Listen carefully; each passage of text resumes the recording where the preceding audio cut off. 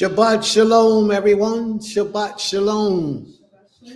All right, we back for the second half. Earlier was so good we couldn't stay away. We had to come back and do another part. May the Most High be praised for His mercy, His kindness, His goodness that He shared with us, His people. Yisrael. All right. So shalom, everyone. Shalom, shalom. Okay, I think I got something messed up. Okay, go ahead. So this portion of our day is the portion where we like to acknowledge the Almighty by giving a commandment, show our mental fortitude and give a commandment to the Most High King. So now at this time, this is what we'll do. We'll give a commandment to the Almighty, and then we'll give a brief explanation of the commandment that we present to the Almighty. So who would like to be first?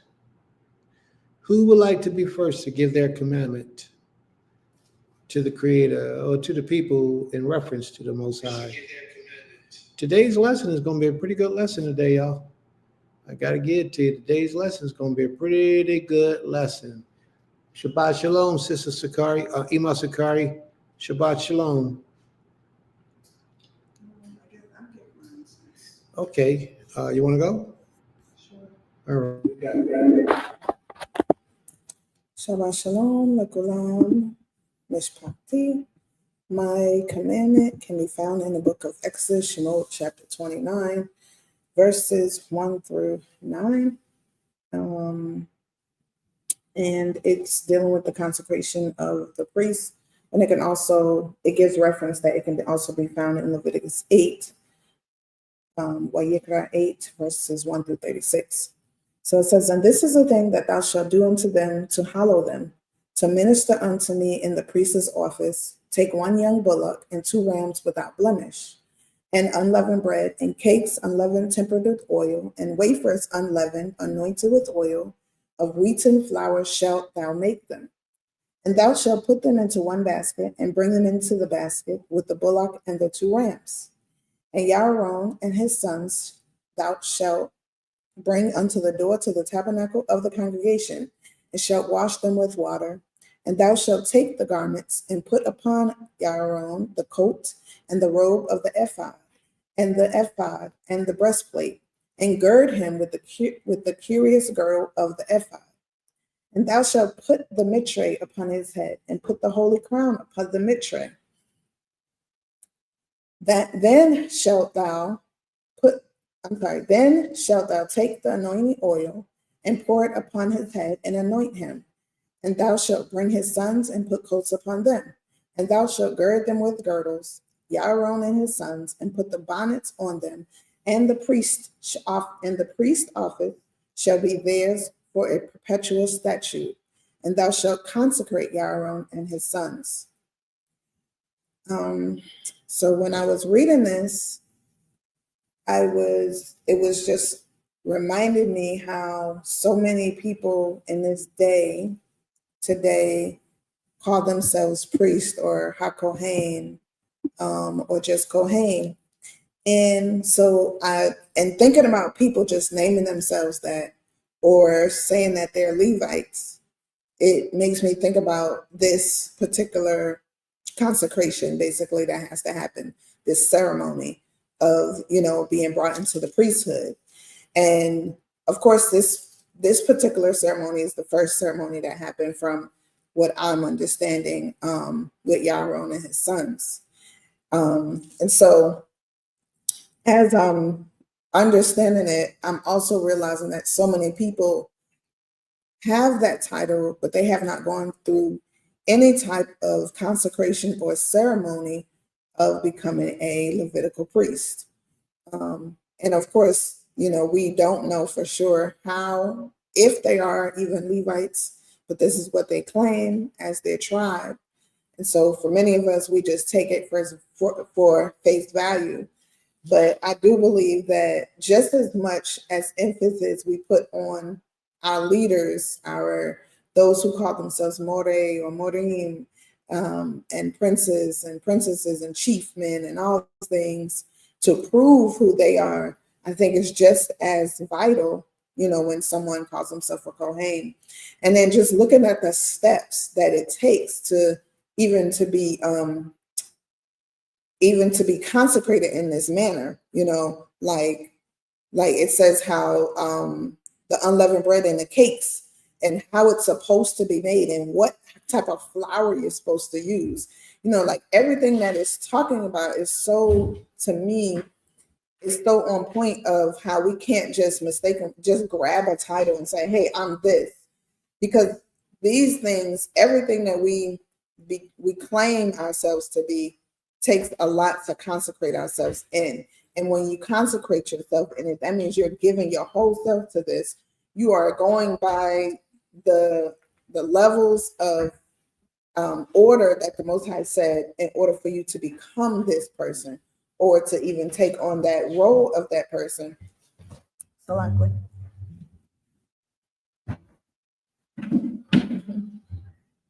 So that's slow. And so I just, so it stood out to me as I was reading it, just the steps that it takes and how many people call themselves Kohen and Kohanim, and they don't have a crown. They don't wear a crown. They're not anointed. They haven't been anointed. And then I did see where one father who was a Kohen anointed his son with oil.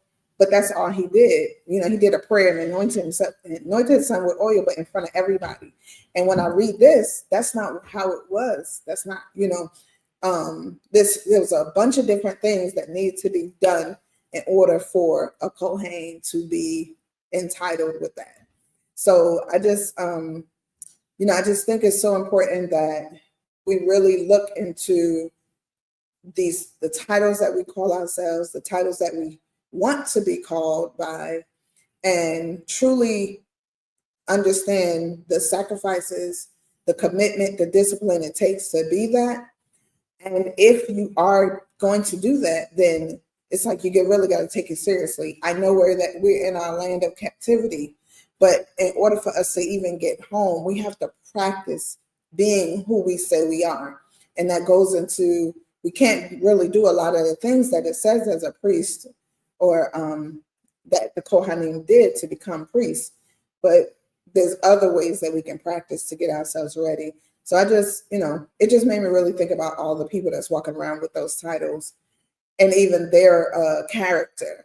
It doesn't fit well with, what we have seen in our history with Yaron and the, how he carried the title and the example that he set before us. So, well, I'm gonna eat this up, right? Yeah. Let's go. All right. I don't know if you could, family, let me know if you can hear her when she speaks. Say something real quick from where you at, babe. Ema. Just Shalom. say it again. Shalom. Say like 3 or 4 words. Shalom, everyone. All right. Could y'all hear her say shalom? You can. Okay. All right. So you can answer your questions from right there so that they can hear you. Okay. All right. Now get yourself back up on the screen. I was added out to the stage. All right. We get ready to get busy. So thank you for your commandment. You're welcome. Very, very beautiful commandment. But I have to approach it in this manner and I have to ask you some questions. Okay. Is a Kohen born Kohen or a priest, or is he made a priest?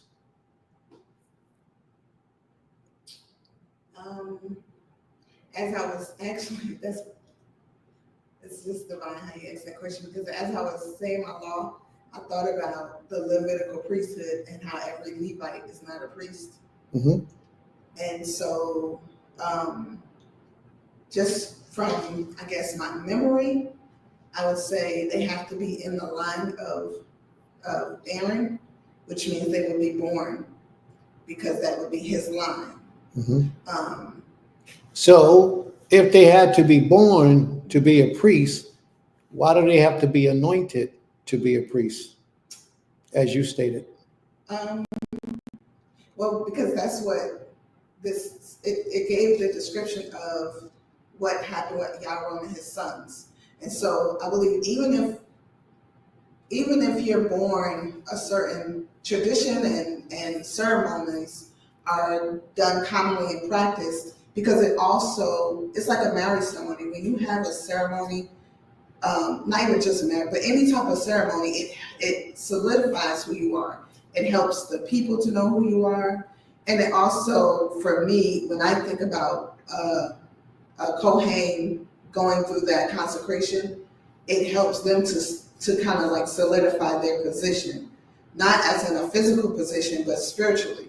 Because just because you're born some way doesn't automatically mean that you understand the impact of it, if you get what I'm saying. So I think the ceremony process of having that done, the consecration of it, helps to, just bring it all into one piece, because I think that's the spiritual side of it, outside of just being born into it and being raised, by a priest, if that's your line. All right. Very good. Thank you. You're welcome. A Levite is a Levite is a Levite is a Levite. But like you said, all Levites are not priests. But all priests don't serve in the service of the Creator. When a priest is to be serving in the service of the Creator, he need be anointed. Because he's not anointed, don't mean he's not a priest. We have a lot of priests walking around in the streets today that has never been anointed, but that doesn't take away from their bloodline. Because the priesthood or the Levites, their bloodline is what makes them who they are. Okay. So I wanted to clear that up. The second thing I want to clear up is the fact that I must be tired again, like last night, forgot. The second thing I want to clear up is the fact that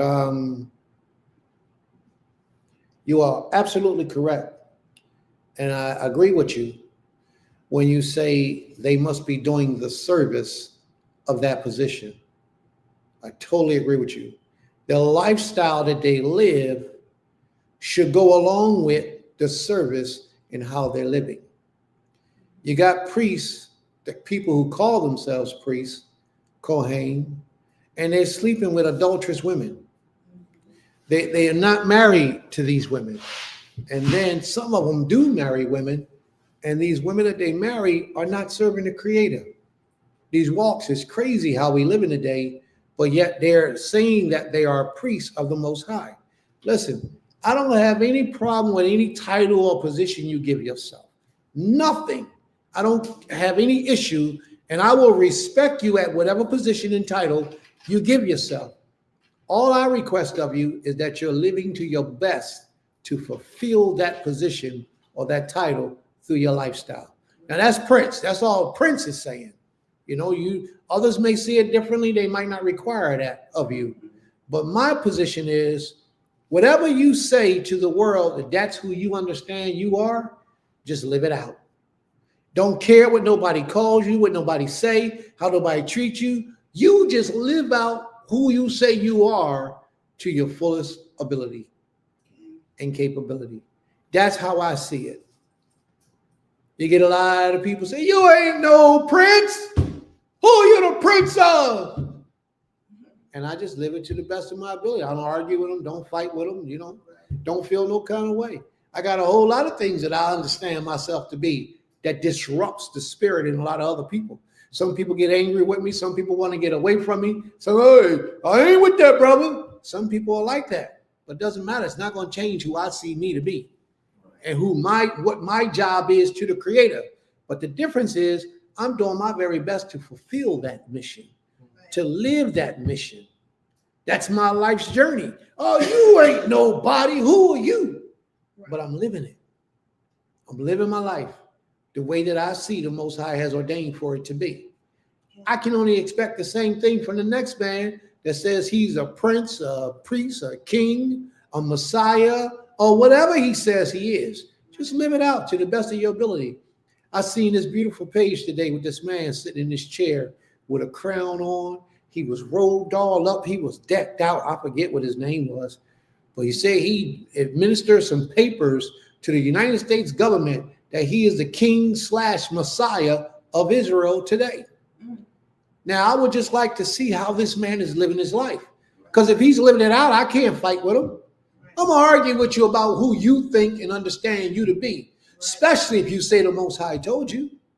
But you got people with me today that want to fight and argue and bring up false charges and accusations and slander your name and drag you through the mud and separate themselves from you because you say who you understand the Most High made you to be.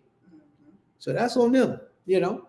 You just live out who you're supposed to be and give glory and honor to the Most High King.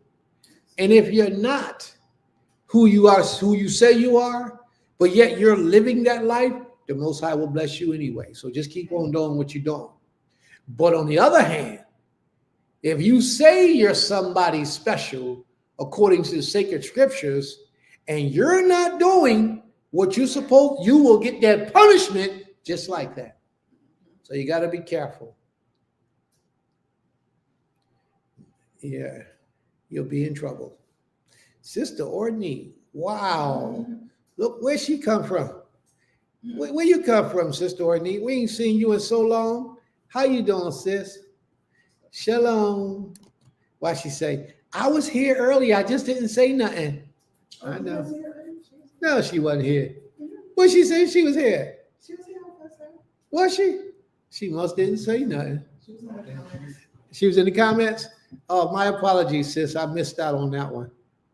Sister Ornette, I didn't even see you in the comments. See, I'll be missing you and you be right there.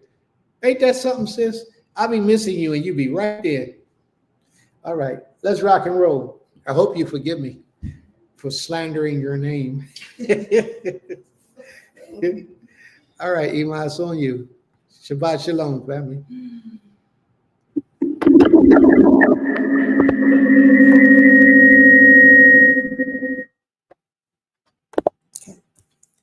Shabbat Shalom. Aim Sukari's law can be found in the book of Deuteronomy, chapter 6, verse 13. Thou shalt fear the Creator and serve him, and shalt swear by his name. Her explanation is, I will obey, work, and honor unto the Most High only.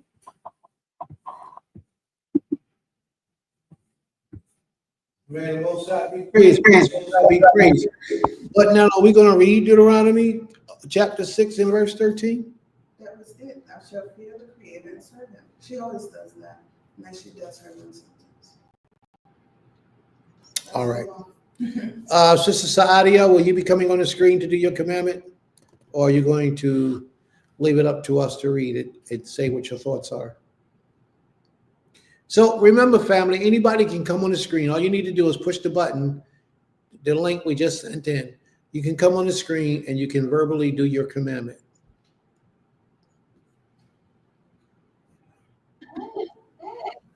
Shalom, I can do my commandment.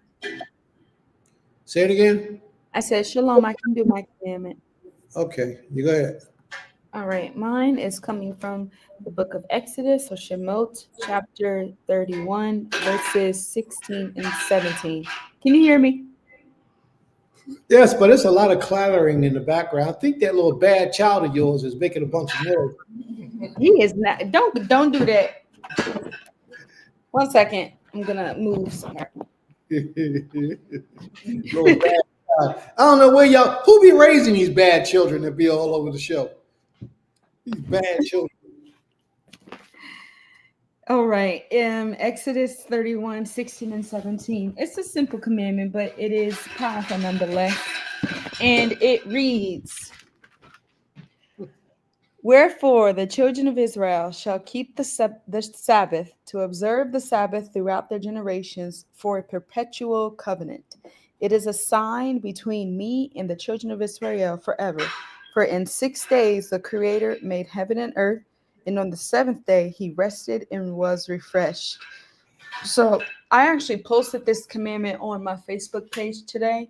I just felt led to do it, and I decided to use that for my commandment. And it's a simple commandment. We all know this commandment, but it is a powerful commandment nonetheless. Because as I sit back and think about my journey and some of my family members who are not in this way of life per se, I just think like how simple, even though this commandment is simple per se, as far as like, because we know there are other commandments that are a little bit lengthier, but I think about how much their lives would change by just applying this commandment alone, right? Like this commandment to me is like a stepping stone to obeying the Most High in truth and actually like following the rest of the commandments to the best of your ability. Keeping the Shabbat is that stepping stone, because once you start to keep Shabbat regularly, you start to notice things changing in your life. Your routine starts to change, your mind starts to shift. You start to just do things a little bit differently, and that snowballs into your routine of life, and hopefully that snowballs into a more righteous life. And I just think about like how much more positive and positive and effective our community would be if we just kept that simple commandment, and kept it with each other more. So that's what I had to say. And simple commandment, but powerful nonetheless. All right. May the Most High be praised. Toda Rabbah. May the Most High be praised. Very good. But could you repeat your commandment for us? Did you say repeat it? Yeah, please. Okay, it's coming from the book of Exodus or Shemot, chapter 31, verses 16 and 17. It reads, where this is the Most High speaking, by the way. It says, wherefore the children of Israel shall keep the Shabbat to observe the Shabbat throughout their generations for a perpetual covenant. It is a sign between me and the children of Israel forever. For in 6 days the Creator made heaven and earth, and on the seventh day he rested and was refreshed. End. Okay. May the Most High be praised. Toda Rabbah. Mm-hmm. All right. Sister Saadia, you was here, but now I don't see you. So whenever you decide to come back, we'll be waiting. Ima?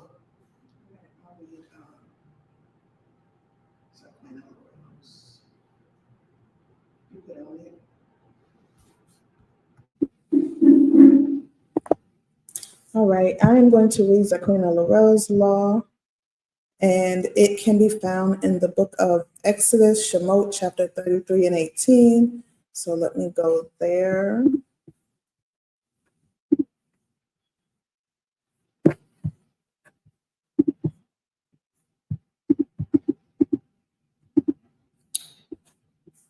Exodus, Shemot, chapter 33, verse 18.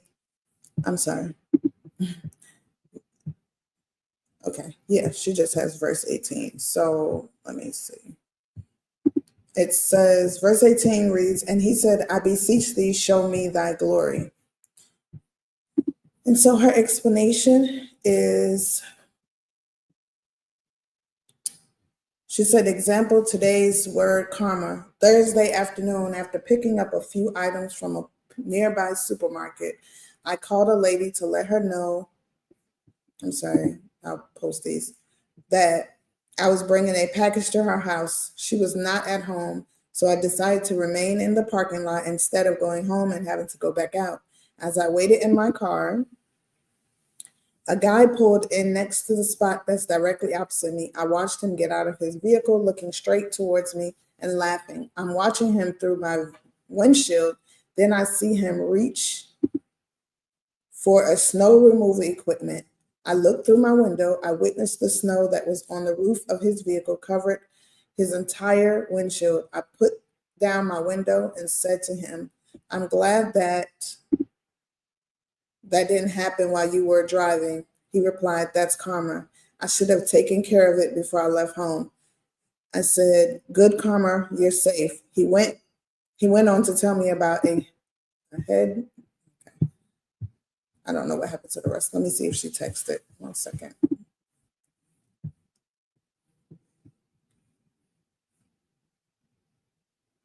Okay, so she said he went on to tell me about a head-on collision that took place right next to where he lived. I said, wow, head on, wow. Just imagine what could have happened if snow covered your entire windshield while you were driving. What an awesome creator.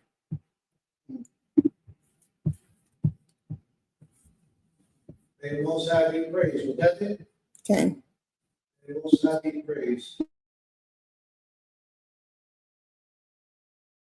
Would have fell off his roof and into his vision, his sight, and line of vision while he was driving. That could have been catastrophic for him in his life. All right. I mean, may the Most High be praised. Sister Saadia, Shabbat Shalom again. Shabbat shalom, everybody. I'm sorry. Bati Saadia. Please forgive me for my disrespect. Please forgive me.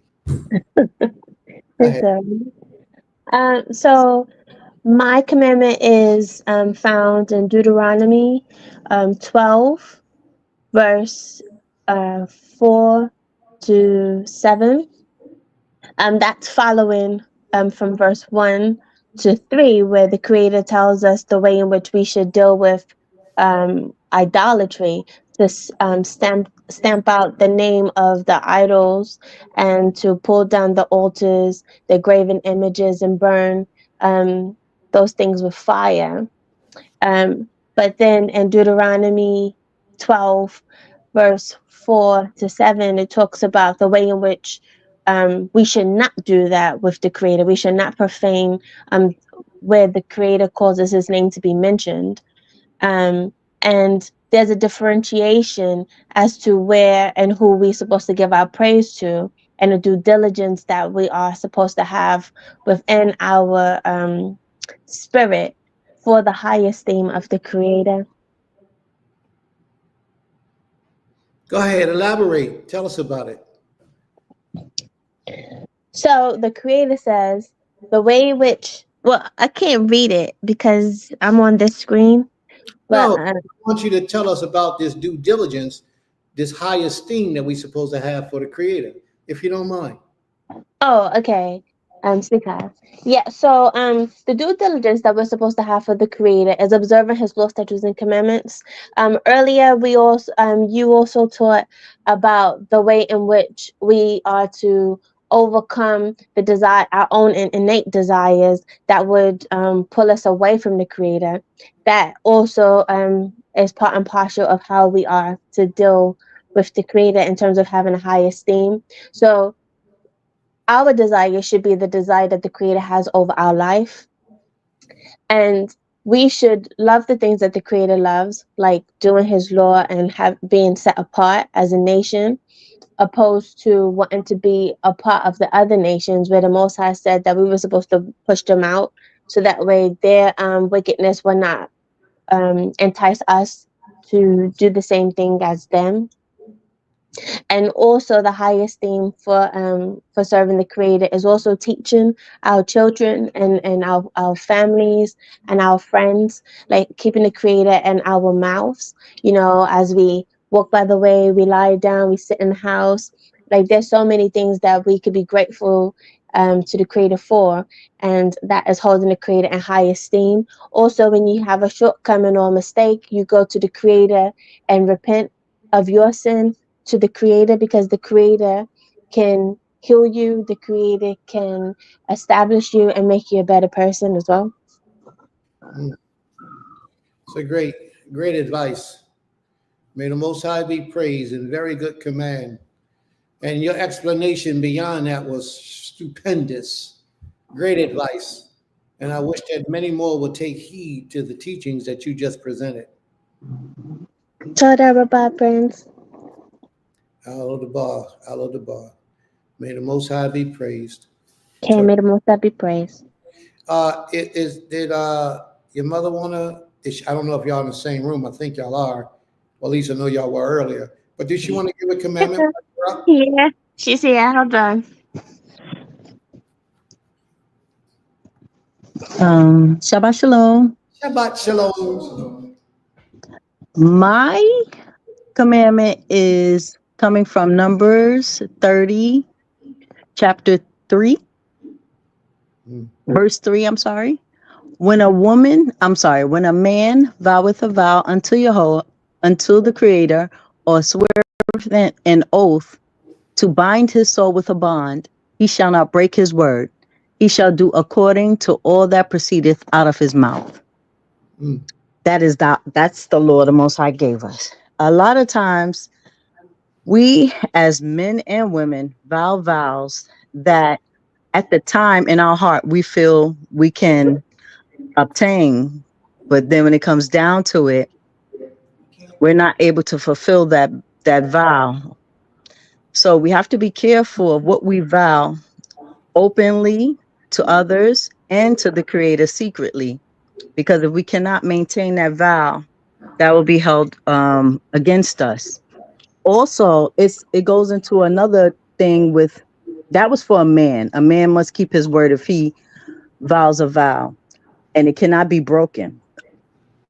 But if a woman vows a vow to the Creator, if her father hears it and he feels that's not something that she can fulfill, her father can disavow that vow made to the Creator. And also, if she's married and she's out of her father's house, her husband can disavow that vow. So women also have to take accountability of what they vow, because sometimes, like I said, in the goodness of your heart, you will say you will vow something and do something that you may not be able to fulfill. So it's better for us not to vow. It's just better for us to do than to say we're going to do something or vow something. And especially when it comes to the Creator, because as a single woman who may not be in her father's house, if you vow something and you don't have a husband, you're held to that. So there's no one to break that vow on your behalf, to beseech the Creator and say, I don't believe my wife could fulfill this vow, so I'm gonna annul it. So we have to be careful what we say out of our mouths. And that's just what I got out of that portion. Very good. May the Most High be praised. But don't go nowhere. We got some questions. Okay. Great point. Great point. So now let me ask you this question. Let's say Okay. you vow a vow. You vow that vow to the Most High, and then you realize that the vow is not able to be kept. How do you correct your actions before the Most High? Well, honestly, there was a time when I was previously married. I vowed a vow, and then it came to me, you may not be able to fulfill this vow. So then I went to my husband at the time and I told him what I vowed. And I told him I may not be able to fulfill it. Would he annul it for me? And he did. So Being we a both prayed single to the Creator. Being a single woman, I started off by saying, Oh, being a sorry. single woman, Sorry. yes, go ahead. Well, as a single woman, I don't vow, because if I cannot fulfill it, that stands. There is no way for me to break it. I'm not in my father's house and I'm not married. So I stay away from vowing. Okay, very good, very good. But my question is deliberately being designed in a specific way. And the reason why my question is being designed in a specific way is because a lot of people think that they're exempt from breaking their word, but we're not. When we give our word to our brothers and sisters that we're going to do a thing, that's a vow. And that vow is before the Almighty. A lot of people don't understand that. But you're actually vowing before the Creator to your brother, to your sister, that you're going to do a thing, and then you don't do it. You have violated now a vow to the Creator.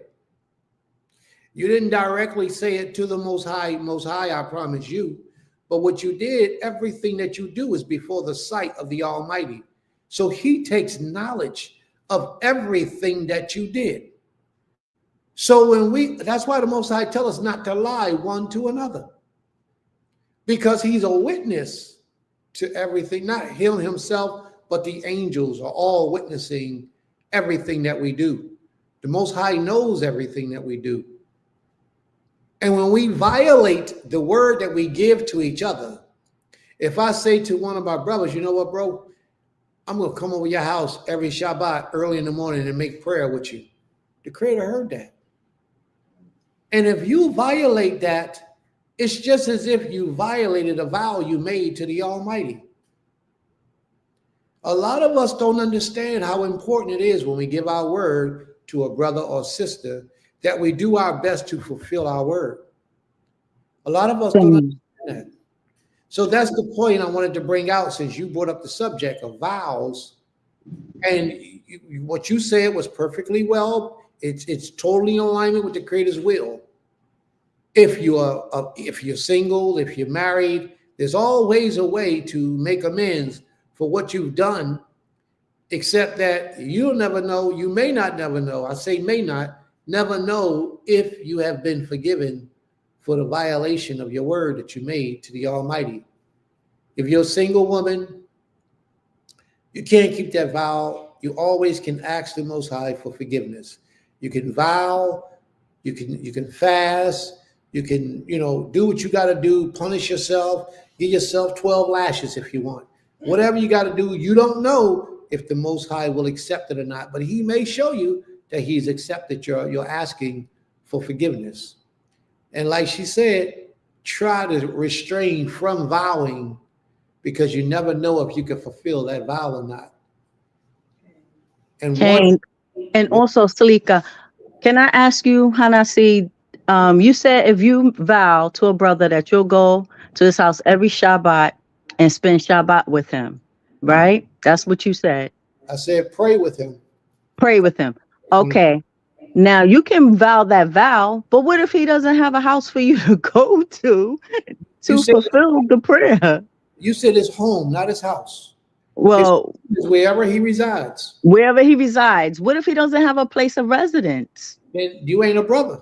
You a bad brother. Because if your brother doesn't have a place of residence, your place of residence should be his home. Unless he has shown himself not worthy to be trusted by you. Other than that, wherever you reside is where your brother should reside. If not, then you're not a good brother. Okay. Am I my brother's keeper? Absolutely. Yes, you are. Absolutely. And wherever I reside, if my brother doesn't have a home, he resides with me. If we all got to sleep on the floor. Hallelujah. And that's the way it is. May the Most High be praised. Well, Toda, for that teaching. That was a good teaching. It was a good lesson. All right, let's go home, y'all. We done. All right, thank you. May the Most High be praised. Toda Rabbah. All right. We got any more we wanna bring up? Did I miss anything on the side? No. All right. Anyone else want to give a commandment?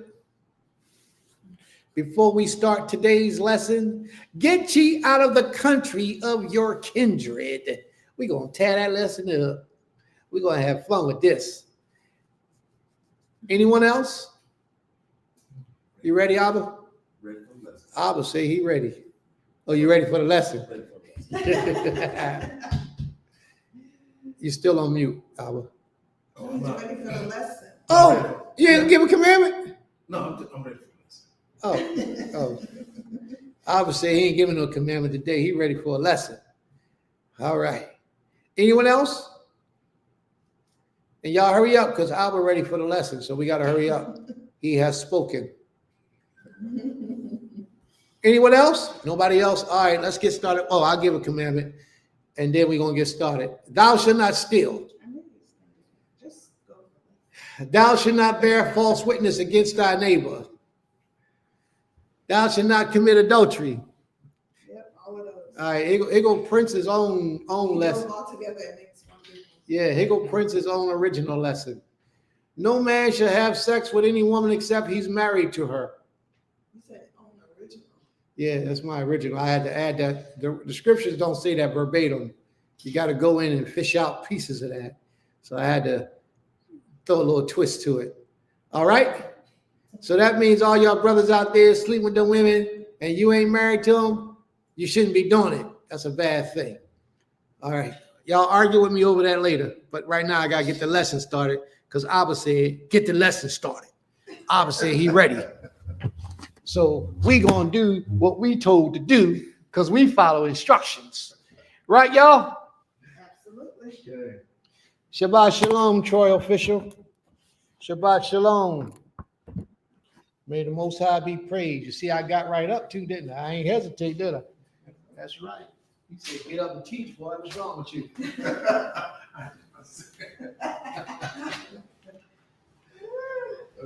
What Prince do? Prince got right up. I thought you was the Prince. Yeah, but he's the Abba. She. I can argue with him. Crazy. All right, so we need a reader today. Oh, Brother Asa popped up right in time. Oh, well, I was actually about to share my commandment, not to read, but Hey, brother Asa, you better hurry up. You better hurry up. okay. My commandment comes from Deuteronomy 17, that hurry up. the king should not have many horses, and the king must not have lots of wives. They might tempt him to be unfaithful to the Most High. So that's my commandment. And my understanding is that it's as it is said, not lots of possessions and not a lot of wives. All right. May the Most High be praised. All right. Brother Asa, are you reading today for us? Oh, Sister Lee said she's going to read. Oh, she coming in? All right. Come on then. Come on, sis. Stop talking about it and be about it. All right. Very good. Got you, sis. There we go. Say something, Sister Ornice, so we know you present.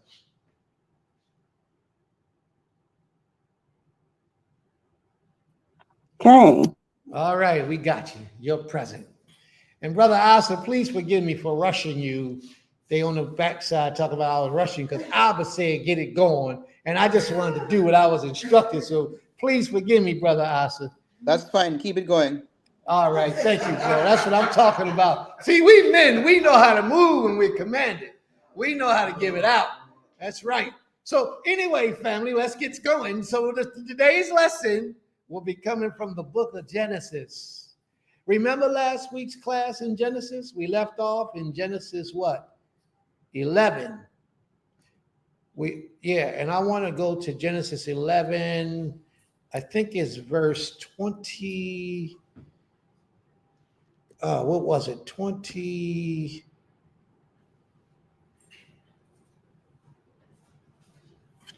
Genesis 11. Okay, 24. 11 and 24. Sister Anita, you present?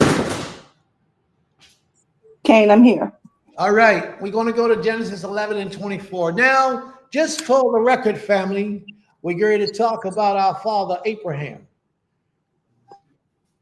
And it's talking about when the Most High commands him, get ye out of the country of your kindred. Now, oh, I like them sparkles. You see my garb sparkling? Look at that. Look at that. Yes? 11 and 24 is talking about, and they were lived. I know, babe. Oh, I know, Ima. okay. Trust me, Ima. Trust me. Do you trust your husband? Yeah. All right. Even though it don't look like it is what it is, you still got to trust your husband because your husband, he be like taking us around the circle, up the block and down the street to get to the home. All right.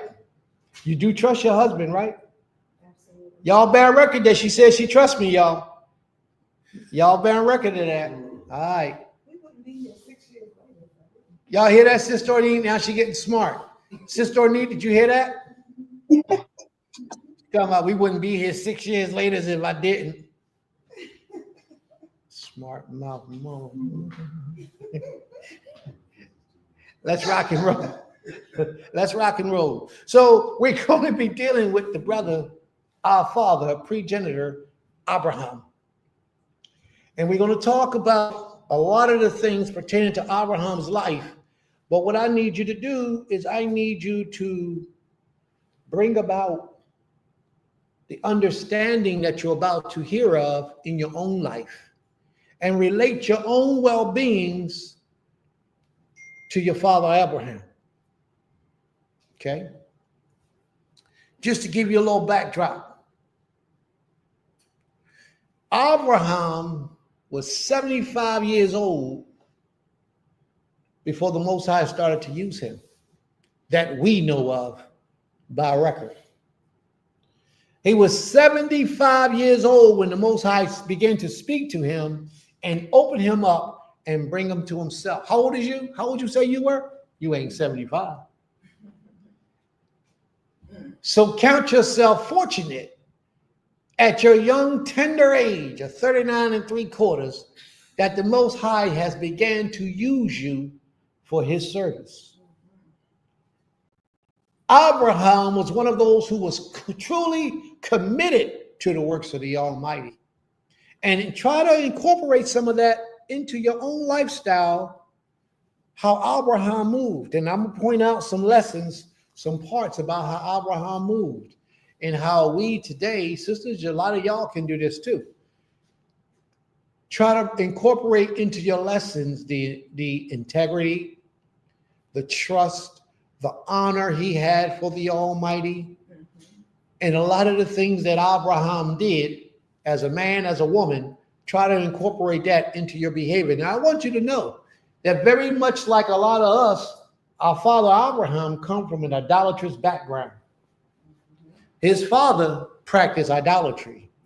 And you find that in the book of Numbers, Joshua, it was in Joshua, I believe it was, where it talked about Terah practicing idolatry. Abraham's father.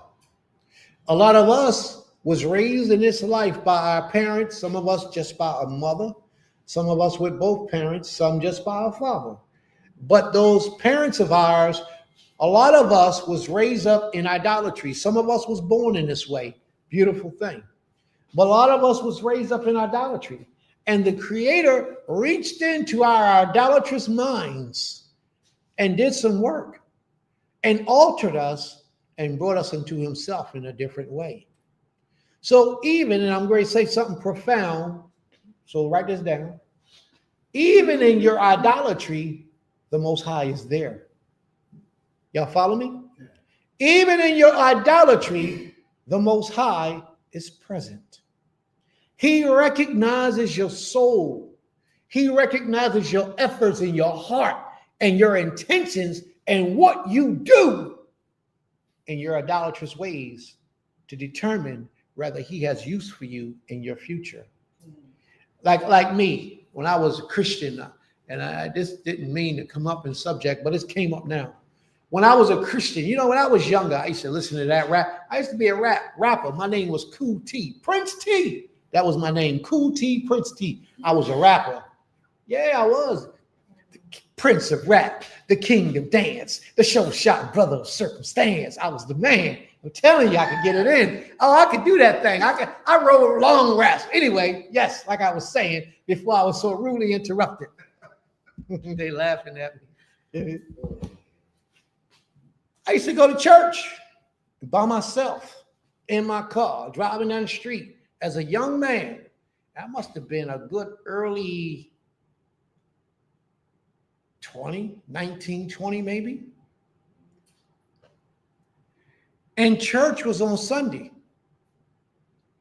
And without ever hearing anything about we being Hebrews, I used to drive down the street on Sunday, going to church, turn my music off, honoring the Creator in my own way. The Most High saw that. He saw, first of all, I was going to church with put forth an effort for spiritual development. So he saw that, he recognized that. And then on a certain day, which was Sunday, on my way to church and coming from church, I turned my radio off. And I was a rapper, and rap was everything to me. And that's what we did. But on that particular day, I didn't do that. How many years ago, Prince? Well, if I'm 39 and 3/4 years old now, you do the math. Probably about 30 years almost. You do the math. Anyway, like I was saying before, I was so rudely interrupted. But he saw me. And at that time, I'm sure he saw me prior to my birth as to who I was when I was in my daddy's loins. He knew. But I started reaching out to him in a way that I didn't understand what I was doing. I'm showing the Most High that I'm ready. If I see some seriousness in this, I will adapt my behavior to be more like you require for me to be, not even knowing that that's what I was doing. So look at me now, standing up and trusted with the Most High's people to serve them to the best of my ability because of a sign and symbol that I've shown in my youth that I'm willing. Like Dawid, he showed the Most High that he would be a good protector of the people by every time a bear or a lion came to slew his sheep that he was in charge of, he risked his life to go and protect them. So Abraham, my father, who knows what type of things he was involved with, how he showed the Most High in his idolatrous ways that he would be a great man for the job.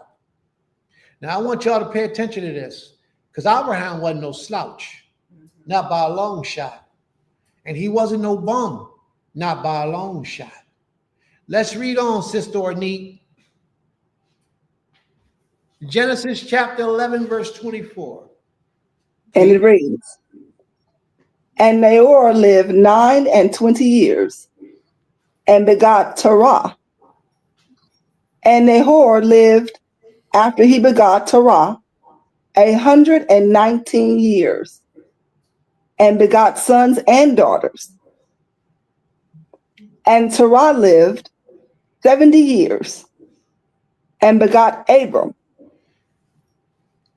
Nahor, and Haran. Now these are the generations of Terah.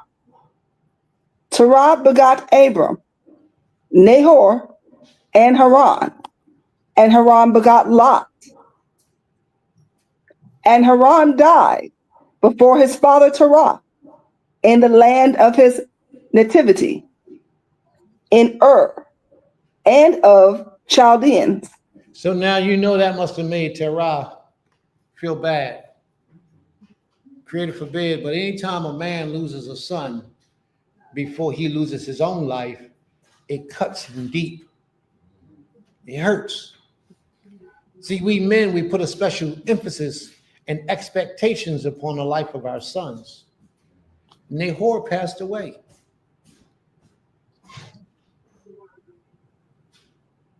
But Terah was left in need of his other children to stand up. Haran, I believe was his name. Read on, please. Verse 29. And Abram and Nahor took them wives. The name of Abram's wife was Sarai, and the name of Nahor's wife was Milcah, the daughter of Haran. Now you know Haran, the one who passed away. Now, did you notice that when they introduced Sarah, they don't say that Sarah is the daughter of Terah. It don't say that. It don't say that. It just says that she is Abram's wife, that he chose her. And I also want to bring emphasis to this, family. Just like you in your slave mentality. When I said to you earlier that our forefather Abraham practiced idolatry at least up until the 75 years of his life, till we have record where the Most High began to deal with him. That's what we can go by. All that time, his name was Abram. But when he walked into the service of the Creator, the Most High changed his name and now called him Abraham. When the Most High begins to use you, he changes your identity from the inside to the outside. Therefore, you will need a different name because you're not what people knew you as when you practiced your idolatrous behavior years before you came into the service of the Almighty. You had to change that up because if not, you're bringing those same energies from your past into your service of the Almighty. And the Most High says you're supposed to divorce those ways. You're supposed to leave them. Therefore, Abraham's name was in need of change. And let's see what happens. Read on, please. Continuing verse 29. Milcah, the daughter of Haran, the father of Milcah, and the father of Ishka. But Sarai was barren. She had no child. And Terah took Abram, his son, and Lot, the son of Haran, his son's son. Now watch this. Now Terah took Abram, Nahor, and Lot, his grandson, on a mission. So Abram is actually Lot's uncle. But watch the relationship as it develops, as they grow into men. Read on, please. Continuing verse 31. And Sarai, his daughter-in-law, his son Abram's wife, and they went forth with them from Ur of the Chaldeans to go into the land of Canaan. And they came unto Haran and dwelt there. So they went into a city called Haran. Now, I often wonder if that city called Haran was actually named after the deceased brother of Abraham. There's a large possibility that it was. Why do I say that? Because Abram's family had a little bit, a couple of dollars. They had a little bit of wealth, so therefore they had a little bit of prestige. And it's quite a good chance that the city was named after Terah's son, and that's why he went there. Read on, please. Let's see what's going on. Verse 32. And the days of Terah were 205 years, and Terah died in Haran. No mention of the Creator, nowhere in Abraham's life up until that point. Once his father dies and he began to live life for himself, the Most High reaches out to him. Watch what happens after his father died. Immediately after his father dies, watch what happens. Read on, please. Reading from the book of Genesis, chapter 12, verse 1. Now the Creator had said unto Abram, Get thee out thy country, and from thy kindred, and from thy father's house, unto a land that I will show thee. And I will sleep out. But wait a minute. Where did the Creator come from at in Abraham in his life? Who mentioned the Creator? Who even said anything about the Creator was working with him? Nothing is mentioned. But all of a sudden, the Creator just pops up and say, hey, get you out of your father's house, away from your kindred. That's deep. Now, let's just suppose the Most High wasn't dealing with him prior. I'm supposing the Most High wasn't dealing with him prior. And then all of a sudden, for the Most High to now speak to Abram and Abram obey. That's straight commitment from the door. How many of us can be that committed from the door with this king? That would be straight commitment from the door. So it could have been, what say, Abba? It could have been that the Most High has been dealing with him, but we just don't have no record of it. Could be. We don't know. Read on, please. Verse 2. And I will make thee a great nation, and I will bless thee, and make thy name great, and thou shalt be a blessing. And I will bless them that bless thee, and curse them that curseth thee. All right. You got to read that real slow. I want you to go back to the first of that verse, and I want you to read it real slow. And I want everybody to pay full attention to what this is saying. Say that again, please. Chapter 12, verse 1. Now the Creator had said unto Abram, Get thee out thy country, and from thy kindred, and from thy father's house, unto a land that I will show thee. And I will make thee It's the part a great nation. It's the part I want you to hear. Tune your ears in, please. What the Most High has promised to Abraham, to Abraham was, And I will make thee a great nation. Talking about us. Talking about us. So this covenant that he made with our father, he was also making with us. Read on. Watch what happens. Read on. And I will bless thee. He will bless us. And make thy name great. And make our name great. Read on. And thou shalt be a blessing. And we shall be a blessing. Any nation we go to in the earth, we're supposed to be a blessing to that nation. A lot of people don't understand, but it is an honor for them to have us in their land.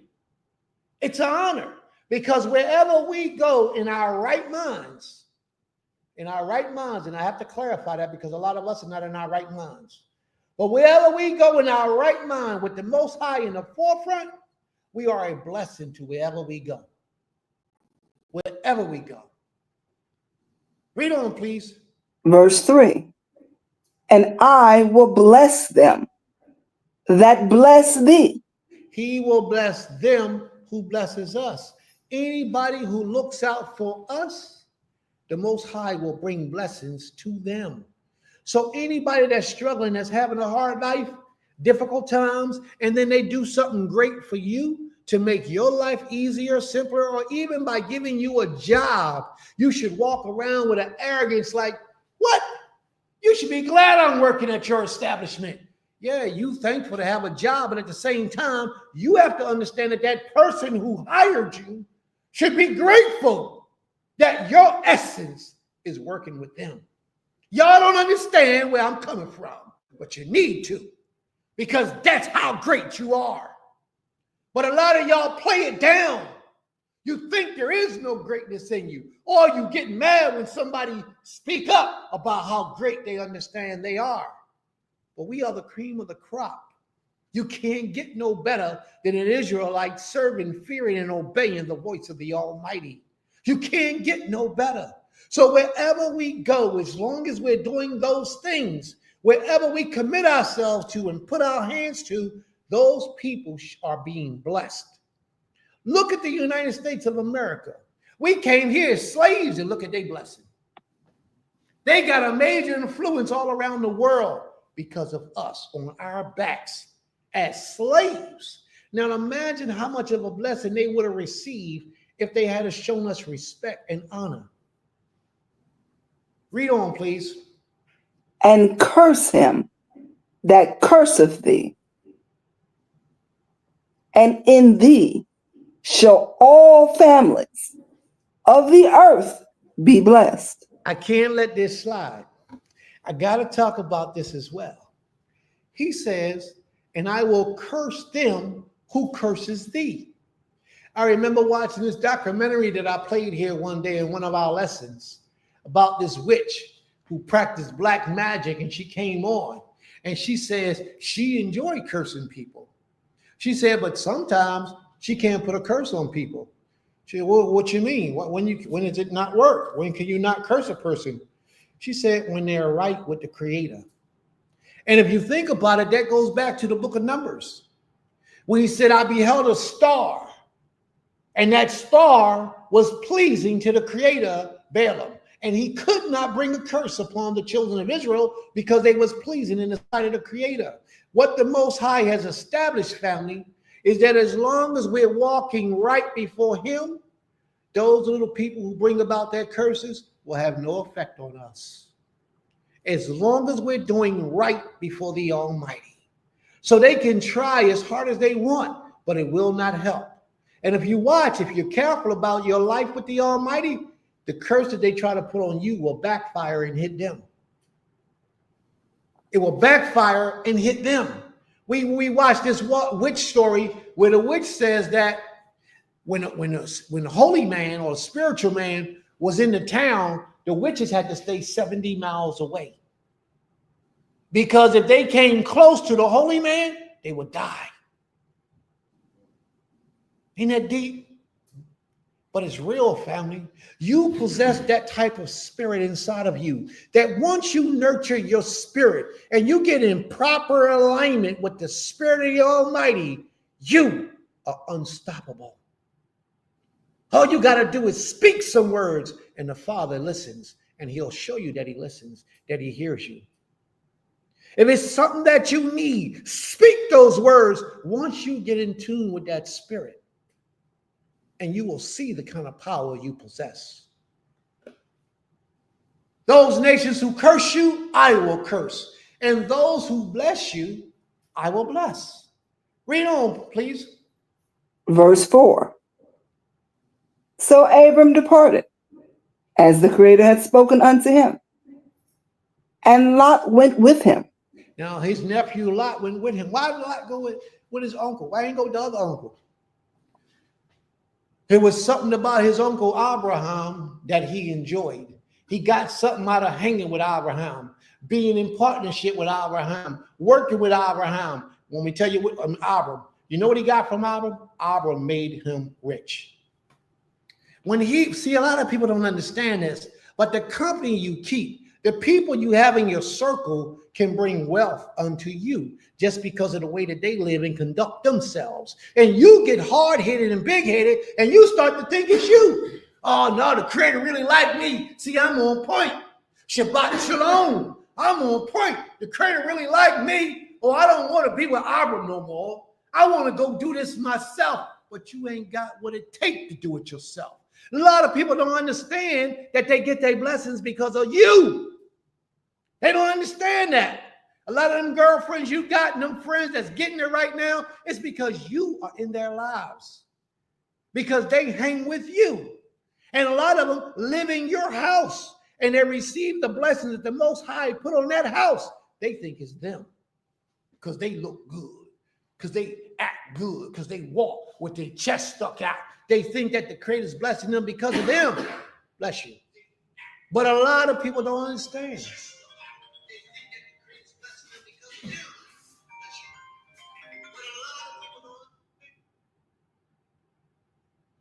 I ain't never had that happen before. A lot of people don't understand those blessings because they got a holy man in their life, in their circle, in their circumference. That's what it really is. Because Lot felt the same way. Lot said, yo, man, watch as we read on. As Abram grew, Lot grew. Abram's men got thick, his cattle, his sheep got thick. Lot's men, cattle, and sheep got thick. It got so big that they felt like they couldn't dwell together no more. Watch the attitude of Abram versus the attitude of Lot. And I'm going to point that out and you'll see the difference. Read on, please. Continuing verse 4. Nothing happens by coincidence. Everything is ordained by the Almighty. Read on. And Abram was 75 years old when he departed out of Haran. Verse 5. And Abram took Sarai, his wife, and Lot, his brother's son, and all their substance that they had gathered, Abram took his wife. He was supposed to, but he didn't have to take his nephew. He did his nephew a favor. But sometimes you do favors for people, they don't understand that. They think you're obligated to do for them. They don't understand that what you do out of the kindness of your heart because you're there for the Most High's people. If he wouldn't have took care of Lot, Lot would have still been practicing idolatry because his uncle Nahor was an idolatrous. And we found that out later. But Lot had some wisdom and some value in the way of life toward the Creator. He got it from his uncle, but he didn't realize that. He thought, again, it was only because of him. Read on, please. Watch what's happening. Continuing verse. Sometimes we bite off more than we can chew. Watch what Lot does. Continuing verse 5. And the souls that they had gotten in Haran, and they went forth to go into the land of Canaan. And into the land of Canaan they came. And Abram passed through the land unto the place of Shechem, unto the oak of Moreh. Keep reading. And the Canaanite was then in the land. Canaanites was in the land, thick.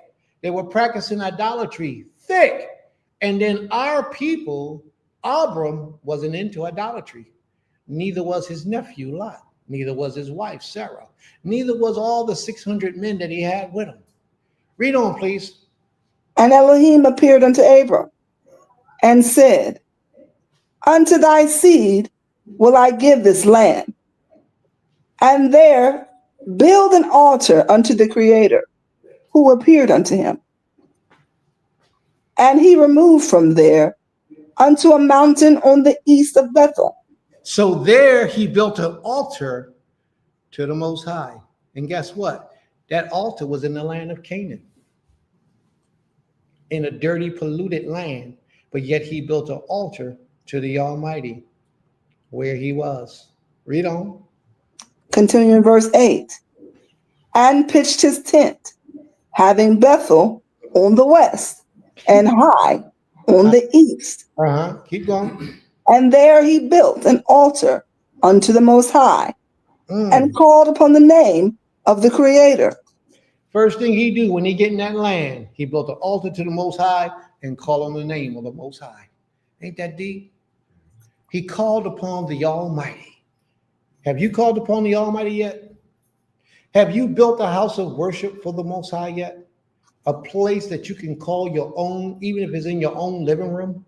Have you do you got that special closet in your house where you can put your prayer rug, and every time you need, you can go to that special prayer rug and approach unto the Most High? Do you even ask the Creator for permission to pray to him before you assume that it's okay? Because a lot of us don't. But if you notice, every time we pray, we ask the Most High for permission to approach his throne. Read on, sis. It's getting good. Verse 9. And Abram journeyed, going on still forward, still toward the Negev. And there was a famine in the land. And Abram went down into Egypt to sojourn there, for the famine was grievous in the land. Well, wait a minute. I thought Abram was a great servant to the Most High. So why is there a famine in his land? Sometimes the Most High allow calamity to take place in your life. Sometimes. Most times it's for a test for you. Most times. When the Most High bring hard times upon your life, he's trying to get your attention in a way that you're not giving it to him. A lot of people will misconstrue that and say, ever since I've been here, no good thing been falling upon me. And that's not what it is. That place where you are is the great place for you to be. The Most High is trying to get your attention because it's something that you're not doing right. Watch how he works. Watch what happens. Read on, please. Verse 11. And it came to pass, when he come near into Egypt, that he said unto Sarai, his wife, watch this. Behold now, I know that thou art a fair woman to look upon. No, he ain't say that. You watered it down, sis. He said, look, mama, you bad. He said, I'm going to tell you, baby girl, you bad. You is bad. You better than all the Egyptian women. He said, when we go into Egypt and I tell them you my wife, they can't touch you. So therefore, they're going to have to kill me in order to get you because you so bad. You look good. That's what he said to him. He said, you look good. And watch this. Read on, please.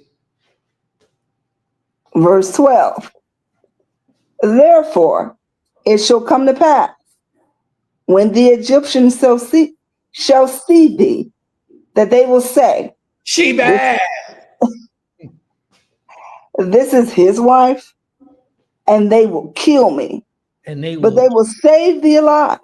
Now, there's a lot of questions that arise from that. Well, Abraham was scared. He feared. No, Abram used wisdom. He prevented a distraction in his life from coming about by using his wisdom. He said, I'm not a fool. The Most High gives all of us wisdom, but we all don't use it. Because a lot of us say, I'm waiting on the Lord.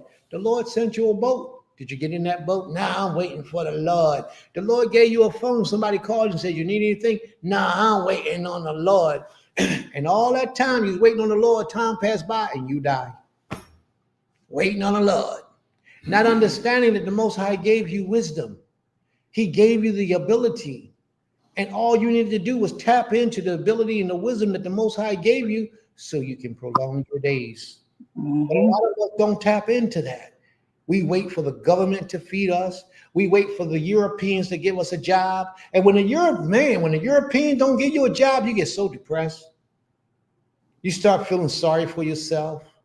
I ain't got no money. I can't make it happen. I don't know what to do. Get up off your butt and make it happen for yourself. That's what the Creator's trying to tell you. But we don't see that. If the European don't feed us, then we don't eat for a lot of us. If the European don't say it's okay for you to come and work for me, we won't eat. So many of us are living that sad reality, but we don't have to because the Most High put it within us, in ourselves to get creative. Let me share with you a little story. Young brother here on the land told me he didn't have a job. So we walked around the land. I said, you see all this stuff around here? He said, yeah, I see it. I said, well, go and create a job.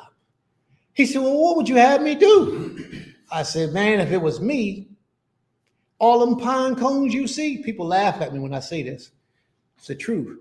I would take them pine cones, paint them up, and go on the corner and sell them. Decorated, fancy. I would get real creative with the pine cones, and I'll set up a stand outside the supermarket and sell them $2 a cone. Something you got for free. All you had to do was pay for the paint and a little bit of time to dip it, and create it and put it out there. I said, I would take staffs. I would walk through the woods, find a stick, shave it down, grave it up, put some little engravings in it, pray over the sticks that the Most High will bless this stick and bring a blessing to the one who bears it. And I will sell them staffs as holy sticks. How you gonna? Well, we got that power and that ability. Y'all don't believe me? Try it. We do. We have the ability to do such a thing, but we to do so. We too holy and righteous. We can't do that. Yes, you can. The Creator gave you that ability. He gave you that ability. Man, Elijah was so powerful that his mantle, his robe that he had on, came off of him and went on to Elisha, and Elisha got a double portion of his spirit.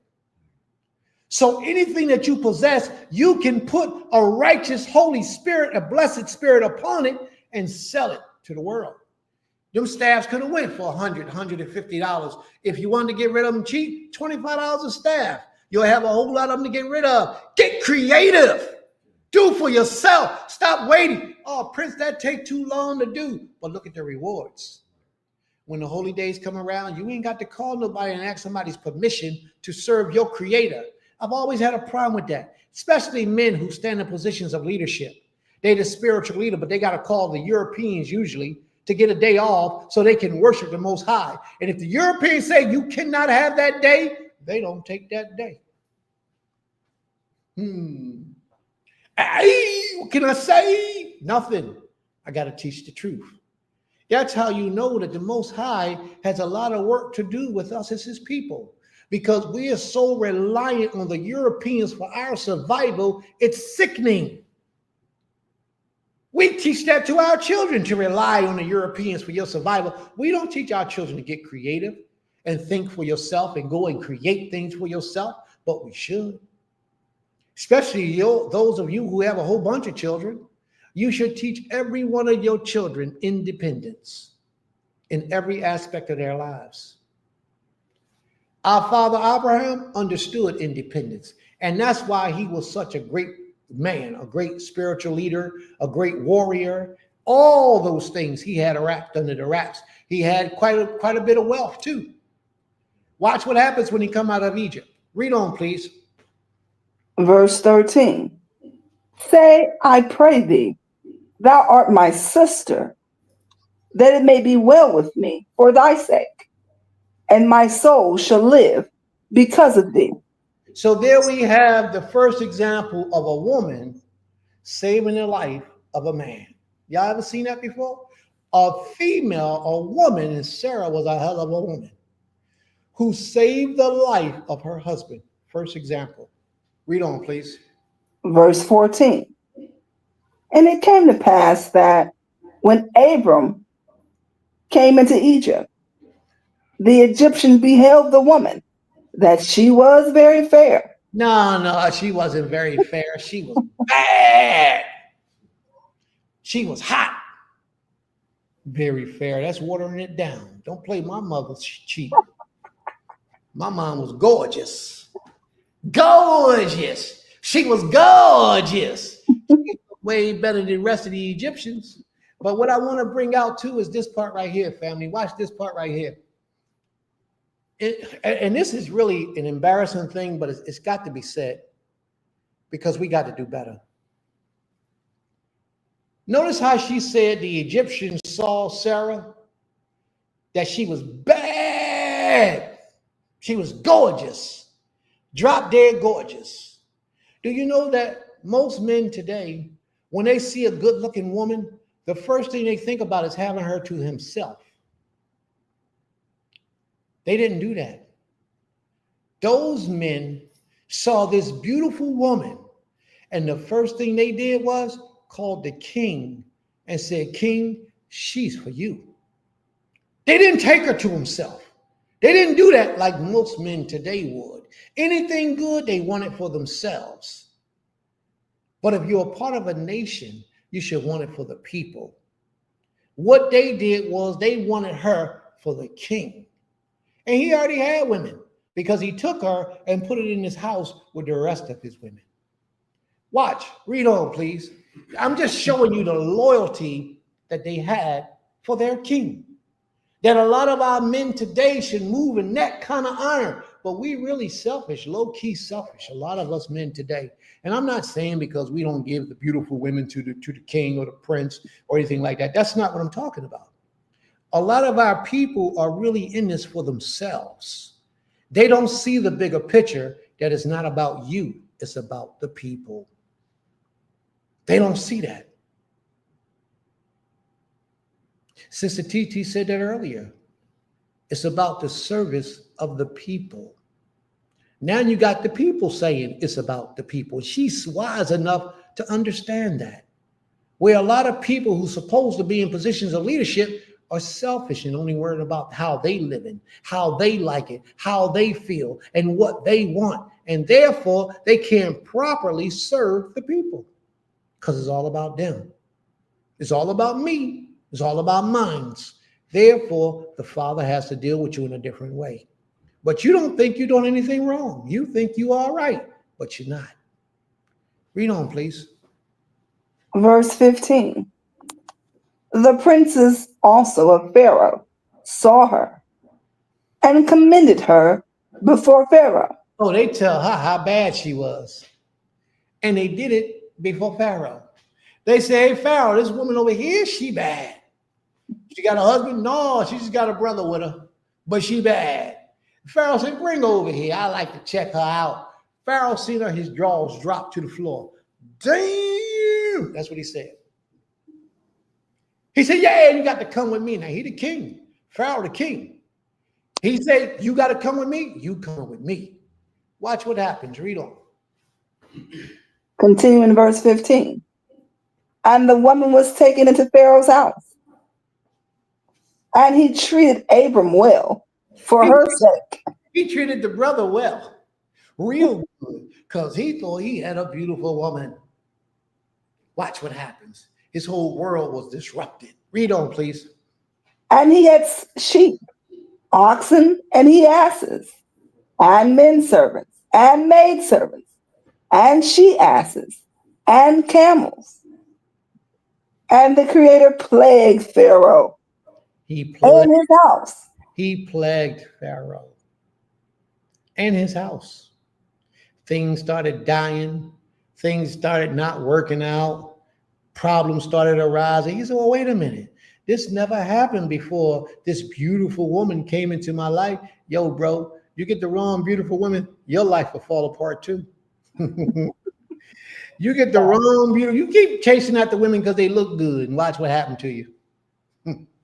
Read on, please. Continue in verse 17. And the Creator plagued Pharaoh and his house with great plagues because of Sarai, Abram's wife. And Pharaoh called Abram and said, what is this thou hast done to me? Now, Pharaoh was a Gentile, but yet the Almighty spoke to him. Does that make him a prophet? Of course it does. For that moment, he spoke something that was true that he got from a dream. That makes him a prophet. The Creator told him that's a man's wife. He came back and said, hey, this is your wife. That's a prophecy, prophet being fulfilled. Something was revealed to him. But watch how he deals with this prophecy. Read on, please. Continue in verse 18. Why didn't thou tell me that she was thy wife? Why saidst thou, she is my sister? So I might have taken her to me as my wife. Now, there's evidence right there that a conversation took place behind the scenes that we did not hear. Because Abram never said anything to Pharaoh. But Pharaoh, and he didn't say anything to any of the servants of Pharaoh. But now Pharaoh just said that Abram said, that's my sister. Read on, please. Now therefore, behold, thy wife, take her and go thy way. And get out of here. Take your wife and get out. Get the out of here. That's what he said. Get the out of here. Get your wife and all your and get the out of here. That's what he said. That's what he said. And hurry up. And if you don't move fast enough, I'm gonna send some men down there to help you out. Because I don't want that wrath from that power that I dreamt about last night to come down on me. Read on, please. Verse 20. And Pharaoh commanded his men concerning him. And they sent him away. And his wife. He commanded his men, y'all get that motherfucker out of here. Now he commanded his men. And that's what they went down here and did. Got him up out of there. Quick. Something special about this individual. Anytime I'm getting visions and dreams in my bed about this woman, that's his wife. Oh, something going on. He didn't question Abram and say, hey, is that your wife? Because I think I got a dream last night. No. He said, yo, get over here and get your wife. Why you didn't tell me that was you? He didn't even ask him a question. A lot of times you talk to people and you accuse them of something. They say, you didn't even ask me. I ain't got to ask you. The Creator told me, and I know you're guilty. You lied. Go ahead on, sis. Read on, please, before I get started. Read on. And they sent him away, and his wife, and all that he had. They sent them away. His wife and all, go. Read on. Reading from the book of Genesis, chapter 13, verse 1. And Abram went up out of Egypt he and his wife and all that he had, and Lot with him into the Negev. So Lot also went into Egypt with them. Lot is showing, and I got to say this, but Lot is showing tremendous commitment and loyalty to his uncle. No matter what his uncle go through, he right there. No matter where his uncle go, he's right there. Y'all got to pay attention to that. But now we get ready to get into the fallacies of Lot. Read on, please. Verse 2. And Abram was very rich in cattle, in silver, and in gold. Abram wasn't no slouch. Abram didn't have to go to the Europeans, his oppressors, for a job. Abram didn't have to ask nobody for no KSF. You know why? Because he was diligent in obtaining wealth. He was persistent. He was consistent. You know, he was very, very diligent in understanding that he needed to provide for himself. Believe me, he was wealthy, way wealthy. He was so wealthy in his discipline that it mingled down to his nephew Lot, and he became wealthy as well. And that's going to create a problem, because now Abram is the wealth. He was the prince of the land, or the king of the land. He had all the wealth. But his nephew, who reaped the benefits of all the wealth of Abram, used that, and he became wealthy as well. But he got to a place where he was deceived by his wealth and thought his wealth was of his own doings. Remember what I said earlier? Remember earlier in the lesson, where you can be in the right mix of the right people and you'll grow wealthy? Same thing and vice versa. You get in the mix of the wrong people, your wealth will dissipate and go away. Mm-hmm. But a lot of people are under the false illusion when they're in the midst of those wealthy people that they got this of their own accord. And that's not the way it goes. So when Lot got to that place where, man, I got money, I'm getting money, but the discipline wasn't there. The spiritual discernment wasn't there. The consistency wasn't there. So therefore, he had the wealth, but did not know how to maintain it. See, Abram knew how to maintain the wealth. So wherever he go, he's going to be wealthy. Some people that's poor think if they change their location, they're going to instantly get rich or wealthy. That's not the way it goes. It's about the discipline. It's about the skill set. It's about the commitment. It's about who you are on the inside of you that gives you the ability to gain or receive wealth. That's why so many people hit the lottery for hundreds of millions of dollars, be broke 4 or 5 years later, because they don't have the discipline or the skill set to make that money grow, to make that wealth grow. So if you poor today, you're going to be poor tomorrow, unless somebody take you up under their wing and teach you the disciplines of finances. Y'all hear what I said? If you poor today, you're going to be poor tomorrow, unless somebody puts you up under their wings and teach you the discipline of finances. And so many people don't know that. So many people think all I got to do is work a 9 to 5 and get a good pay and I'll be wealthy or well off. And that's not the way it goes. Because you're going to have responsibilities and bills all of your life, no matter where you go. So it's about what you do with what you have that makes all the difference. Abram knew what to do with what he had, and he caused his wealth to increase. Most of us don't know. We poor, our mother and fathers poor, their mothers and fathers was poor before them, and their mothers and fathers was poor before them. Generations of poverty. Why? Because my great-great-grandfather taught my grandfather, great-great-grandfather, great-grandfather taught his son was taught by his son, and so on, till it got to me, and nobody taught me how to gain wealth. This is so prominent in the Black communities today.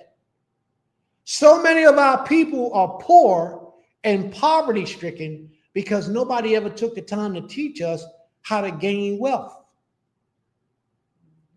And all we need to do is find somebody with some wealth Shut up. Stop acting like we great and mighty, like we know it all. Shut up. Sit at their feet and say, hey, teach me. I'm going to stop acting like I know.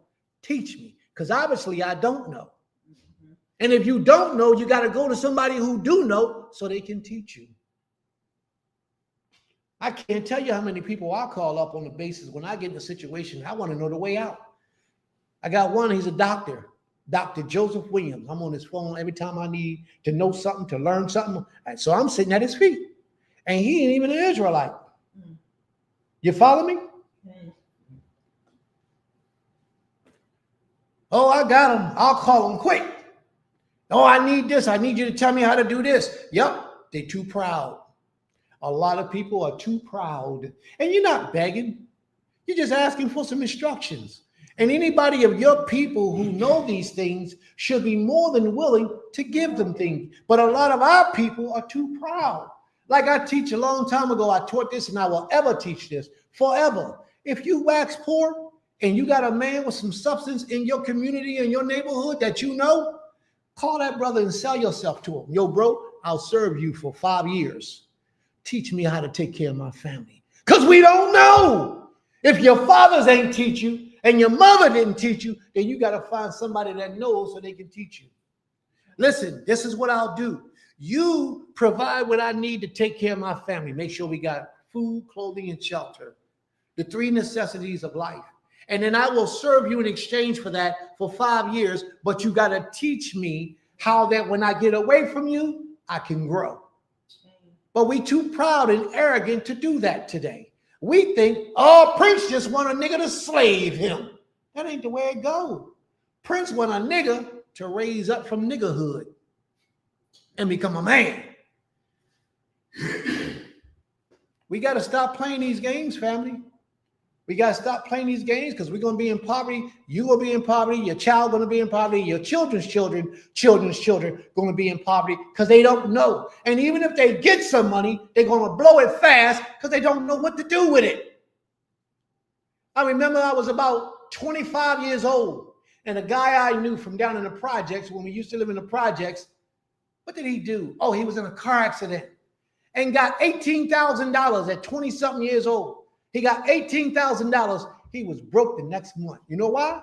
Because he took that $18,000. He wore 18 pair of gator shoes, 15 pair of belts, lizard skin belts with the name tag, with the plate. Back then you had your name, your initials on your belt. He went and brought all that stuff. He looked good, but he was broke again. Give me $18,000 and watch what I do with it after I pay my bills. I'm going to invest whatever I can do so that 18, let me tell you a secret, family. I'm going to get back to the lesson. Every dollar you have is a slave of yours. Every dollar you get is a slave. Now, if you put your slave to good work, it will bring you more slaves to serve you. But if you waste your slave and let it go for free, which most of us do, it won't bring you back no more slaves. So therefore, you'll be slaveless in a little while. In essence, you won't have no more dollars. Read on, please. Let's get going. Verse 3. And he went on his journey from the Negev, even to Bethel, unto a place where his tent had been at the beginning.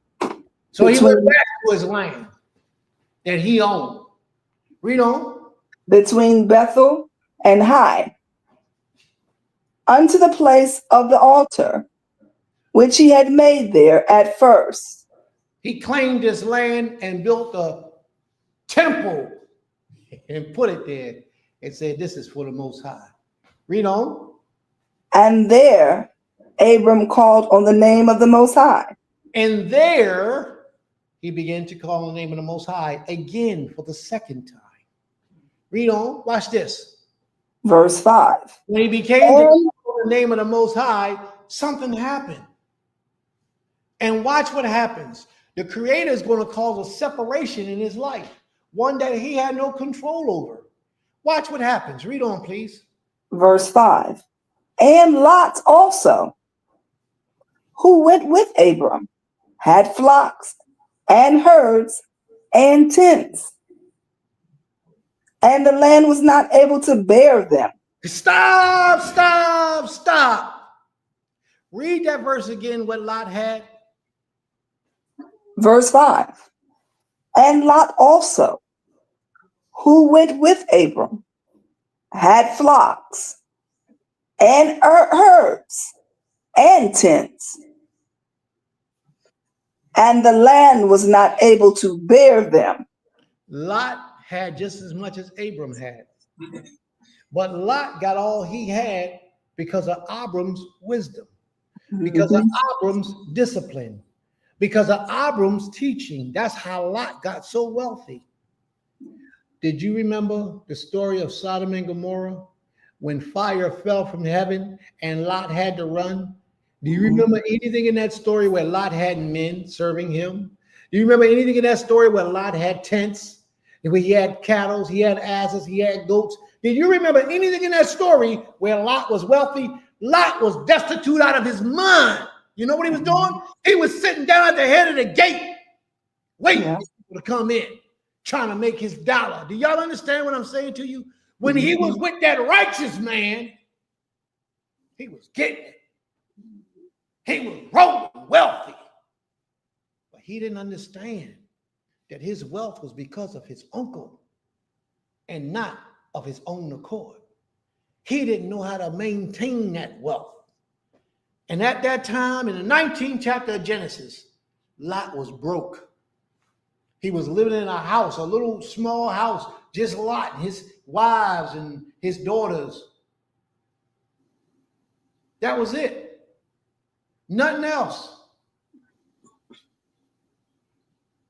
But when he was with that rich man, Abraham, the blessings of Abraham bestowed upon him as well. And he was wealthy. A lot of people get in their minds that they got what they got because of their own might. And that's not the truth. A lot of times you got what you got because of the people in your circle. See, that's something that any spiritual leader understands, that he is a spiritual leader, but he's only a spiritual leader because the people accept him to be a spiritual leader. You follow me? If the people reject him, then what is he leading? Read on, please, and let's see where we at. Verse 6. Slika, reading from the book of Genesis, chapter 13, verse 6. And the land was not able to bear them, that they might dwell together, for their substance was great. The land wasn't able to bear them. And, you know, I hate to think about this. Well, I'm not even going to mention this situation, because if I do, y'all ain't going to understand, and it ain't going to come out in a pleasant way. So I don't even want to mention that. But just know that Lot and Abram had to separate. Read on. So that they could not dwell together. So that they could not dwell together. Why? Because they had too much substance. Read on. Verse 7. And there was a strife between the herdsmen of Abram's cattle. There was a struggle between the two. There was a rift between the two. They had problems. They had hard times. They had hardship, and they just couldn't seem to get the men to fall in proper alignment. Watch what happens, please. And the herdsmen of Lot's cattle, and the Canaanite, and the Perizzite dwelt then in the land. And Abram said unto Lot, let there be no strife, I pray thee. Stop. Lot didn't come to Abram and bring a resolution to the problem.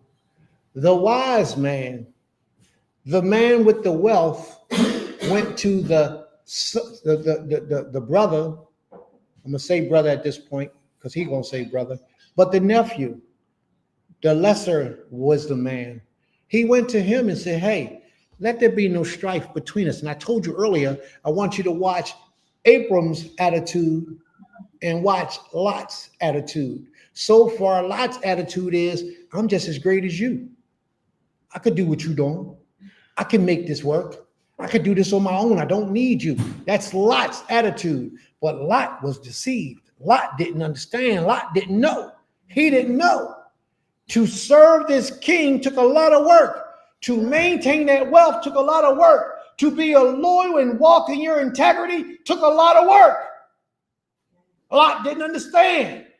So therefore, Lot stepped away from the man of the Most High, and his life just went downhill from that point forward. But watch Abram's attitude with the wisdom he has.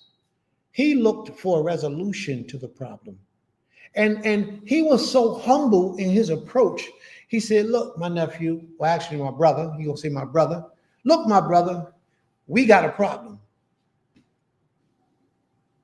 We got a problem. Our animals are fighting. This land cannot bear the both of us.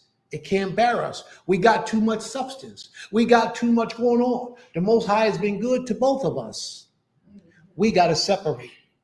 And what he says is, the wise thing, he says, you can go this way. Look around.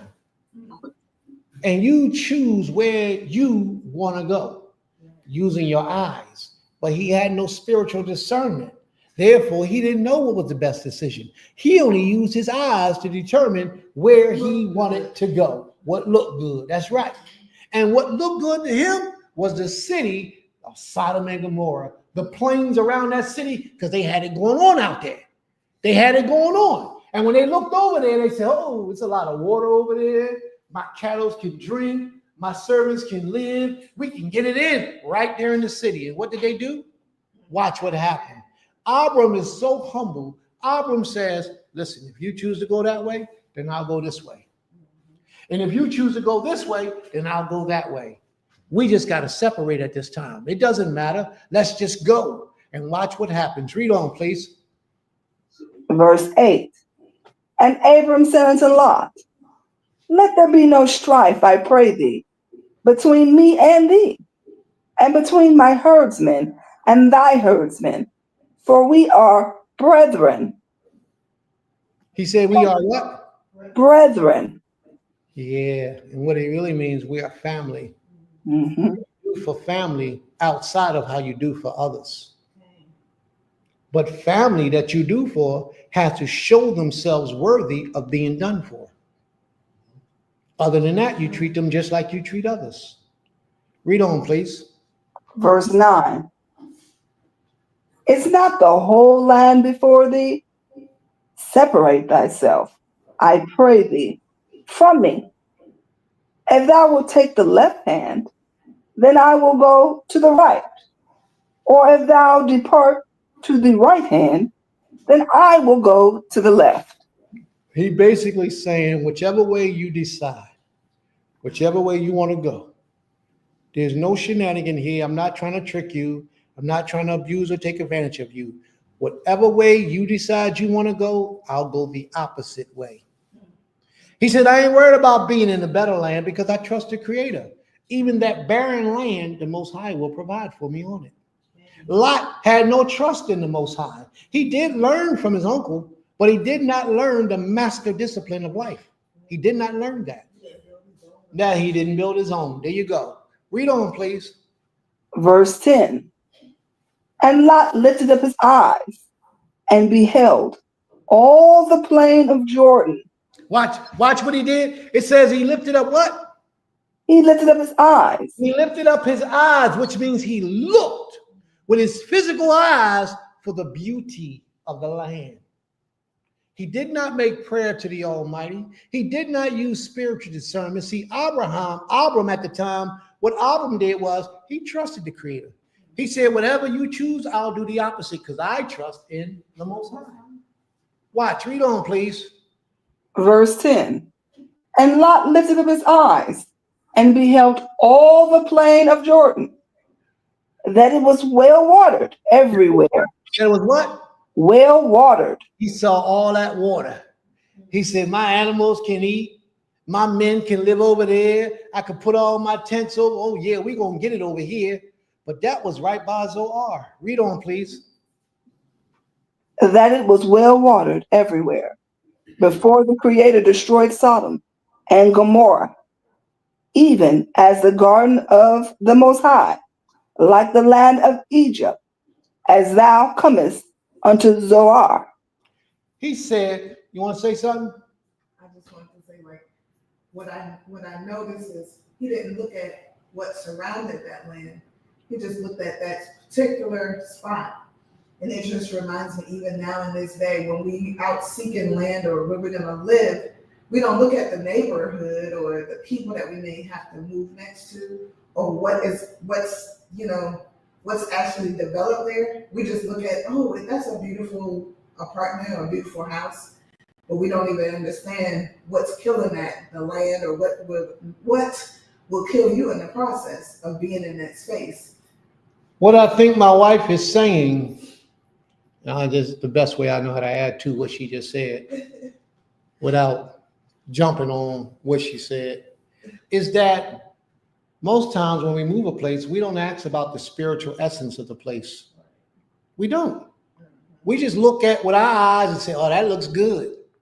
That'll fit, that'll work.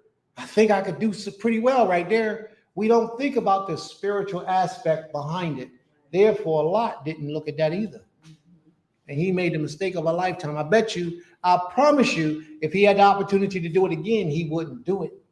He would have stayed with his uncle. I bet you that. Read on, please. Verse 11. Then Lot chose him all the plain of Jordan, and Lot journeyed east, and they separated themselves, the one from the other. And that was the end of Lot's history. Lot go downhill from there. When he was with Abraham, he had all the riches that one could desire. He had servants, he had tents, he had livestock, animals, he had everything. And he knew it, but it blew his head up in the wrong direction, where he thought he can keep and sustain all those things without his uncle. And it didn't work. He couldn't even sustain his own freedom without his uncle. Did you realize he went to Sodom and Gomorrah and they got taken as slaves? Yeah. Shadaloma came in and wrapped them all up and took them all. His uncle had to go free him. Now, if his uncle was bitter, he would say, hey, that's on Lot. I ain't got nothing to do with that. Shadaloma ain't mess with me. That's on my nephew, Lot. But he didn't, because he was loyal to the family and the brotherhood. He was loyal and committed. He did not bear a grudge. He had no hard feelings. He said, you touch my nephew, I'm going to get you. And that's what he did. He took 600 of his men and took on 10,000 men. I think it was 5 armies he took on. He did it at night. He used wisdom. Again, he used wisdom and did it at night. Read on, please. Let's close this chapter out. What chapter are we on? 14 or 13? We're on chapter 13. Okay, verse 12. Go ahead, keep going, please. Verse 12. Abram dwelt in the land of Canaan, and Lot dwelt in the cities of the plain, and pitched his tent toward Sodom. Now, I want you to know this, family. They both lived in the midst of heathens, pagans, idolaters. The both of them lived in the midst of pagans, heathens, and idolaters. But Abram, because of his discipline, he was able to remain faithful to the Almighty. But Lot became usurped with his people that he surrounded himself with. And he became weakened, poor, broke, hungry even, and destitute. He lived in the midst of homosexuals. I mean, right at his door. They was right there. That's how bad of a hard time he had, because he didn't understand the principles like we read earlier. Get out of those people. Get away from those people, because their energy, their spirit will bring you down. Abram understood that. He had his own territory, his own land, and the people lived on the outskirts of what belonged to him. He didn't need to mingle with the people. He didn't need them for anything. He had his own wells, his own animals, his own feed, he didn't need them for anything. But a lot of us are wrapped up with needing the European, our oppressors, for our very survival. And we shouldn't be. We have to learn to be independent of them. Especially those of us who stand in positions of leadership. I'm a prince. Well, if you're a prince, why are you calling off to the white man to get you a day off of work to serve the creator, the power you serve? If you're a prince, why you ain't got your own? Think about it. It's a reality. It's a reality that I had to face one time in my life. Yes, because I was a teacher. I was a moray, a teacher of the Most High's people, holding down a 9 to 5. I had to go punch a clock. And if the creator said today is the Shabbat and it's on a Wednesday, a work day when I had to work during the week, I had to go to the European on my oppressor and say, hey, boss, I know I'm supposed to be here this Friday, right? But it's a holy day for us. Can you give me that day off, please? You got to put in the human resources a couple days before. Now, I'm not talking about the layman. If you're a layman, that's cool. But as a prince, a moray, a king, a leader of the people, you have to be available for the people. You can't answer to a higher authority other than the creator or another man that walks in your way of life. You understand? Because you might not be the chief prince or the head prince, you know? But you should not have to ask and beg and plead with your oppressor for the day for you to serve the Most High.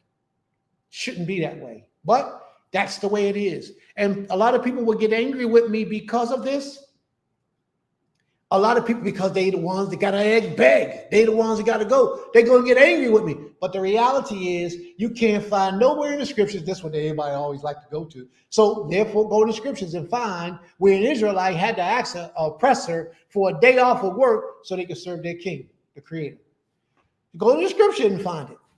Matter of fact, go to the scripture and find where a priest, a king, a chief man, or anybody had to work for somebody other than themselves.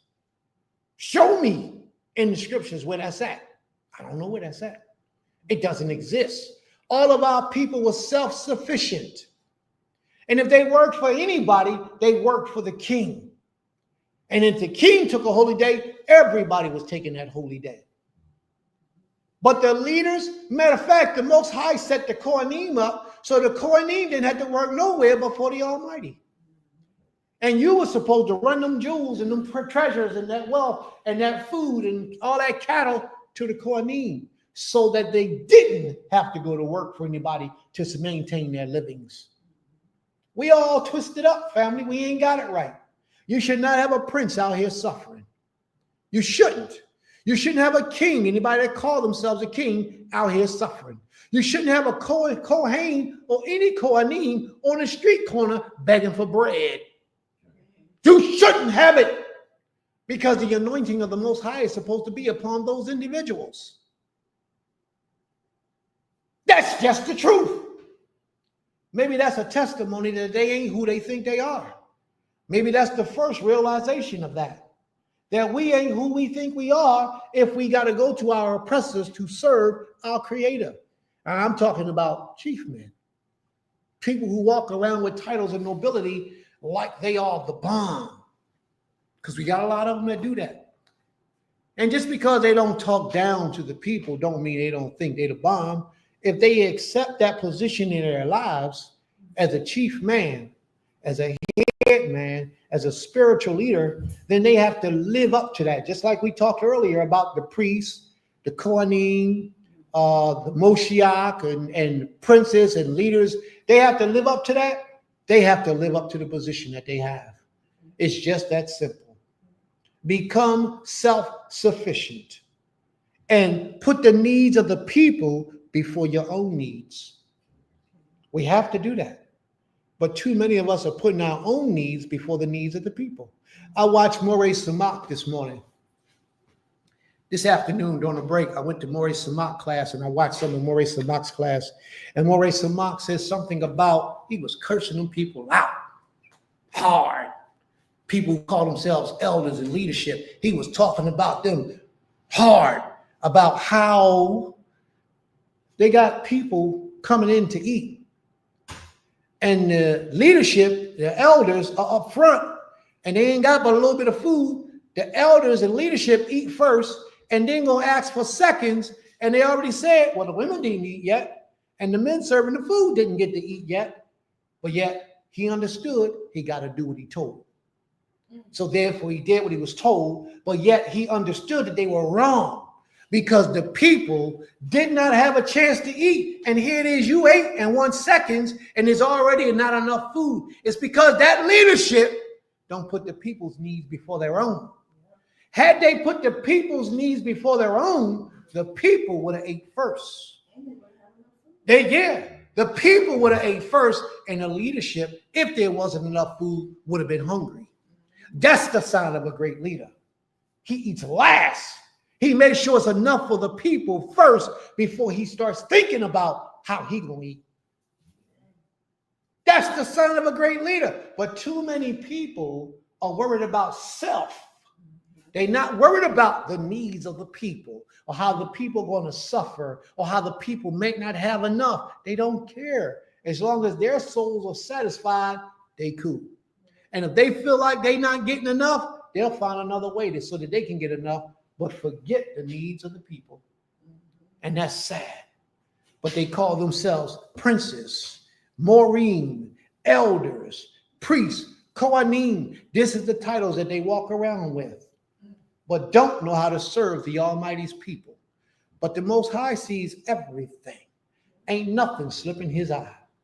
Read on, please. Verse 13. But the men of Sodom were wicked and sinners before the Most High exceedingly. And the Most High said to Abram, after Lot was separated from him, lift up now thine eyes and look from the place where thou art. Wait a minute. Hold it. Wait a minute. Why did they have to bring that part out?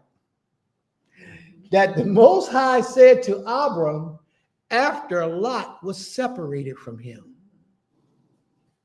Why did they have to bring that part out like that? Because Lot was freeloading off his uncle. And it wasn't until Lot got out of his presence that the Almighty bestowed this great blessing upon him. And we don't see that. We don't understand the level of magnitude that how certain people can hold you down from excelling where you need to excel from, because you got this relationship with this guy and this girl. You got a relationship with a guy, he don't serve the Creator, but yet you want to hold on to him because you ain't had a man in so long. You got this relationship with this girl and she ain't serving the Creator, but you want to hold on to her because you ain't had a woman in so long. And while you got them in your life, the Most High cannot allow you to prosper because you are not showing that you are a good custodial of his blessing. And until you get that out of your life, the Most High is going to hold up your blessing. I think we talked about that last week in class. He's going to hold up your blessing until you get that individual or those things out of your life. And then, as soon as he got Lot, the freeloader, the moocher, I mean, if I can say it that way, may the Most High have mercy on me if I'm wrong. But the evidence shows that once he got Lot out of his life, then the Most High said, I got something for you. Watch, read it, sis. Read that part again, sis, please. Verse 14. And the Creator said to Abram, after Lot was separated from him, lift up now thine eyes and look from the place where thou art northward and southward and eastward and westward. For all the land which thou seest, to thee will I give it, and to thy seed. What a blessing. What a blessing. He said, look to the south, the east, and the west, and all the land that you seeth should be yours as a blessing. Now, this was over 100 years prior to us actually entering into the Holy Land. A little over 100 years, might be 200 years prior to us entering into the Holy Land. That land was promised to us. He said Abram, and his name is still Abram at this time. He ain't did his great thing yet, but look at the blessings he's getting in his Gentile state of mind. Y'all follow what I'm saying? He ain't been serving the Creator all that long, but he's been serving the Creator long enough to show himself approved unto the Most High. He said, all this shall be yours and to your descendants, talking about us. Mhm. Read on, please. Verse 15. For all the land which thou seest, to thee will I give it, and to thy seed forever. How long? Forever. So is it still ours? Let's go, Claim. y'all. Let's go claim it. Let's go claim it. It's ours. The Most High is saying, get ye out of the land of your kindred, out of your people's land. It's with America right now today, or this portion of land. Actually, America is not even the land of our enemies. This is our land. We own this, but we don't know that this belonged to us. We were here before the Europeans ever stepped foot on this land. We were here before the people that they call Indians was here. Our people was here. Read on, sis. Verse 16. And I will make thy seed as the dust of the earth, so that if a man can number the dust of the earth, then shall thy seed also be numbered. Arise, walk through the land in the length of it and in the breadth of it, for I will give it unto thee. Then Abram removed his tent and came and dwelt by the oaks of Mamre, which is in Hebron, and built there an altar unto the Most High. So Abram, and I want y'all to notice this. Abram moved his tent from where he was into the tent near Mamre, right? Near Mamre. And he built an altar to the Most High. Everywhere he went, he built a monument for the Creator. Yeah, first and foremost. When we moved on this land, the first thing we put on this land was this house of worship to the Almighty. This Knesset, this Mikra Kodesh, this holy place. We put this here first before we even put a tent down below. We had to dedicate this to the Most High, let the Most High know that this is his place. And when we got a certain spirit upon us, we come here to pray. This is what we utilize this place for. It's set apart. This place ain't even got a bathroom in it. No bathroom. There could have been, but there isn't. We use that because we use it as scripture. The scriptures tell you that the house of the Most High had no restroom for you to defecate or urinate. We don't even defecate or urinate up here on this surface where we worship the Almighty. I don't even want to spit on the ground right around here outside. I got to go past the trees and spit on the ground down there. That's what I do. Earlier today, I had to go. I got some mucus in my throat. So I went to go and spit out the door. I thought about where I was at. Came back over here and swallowed it.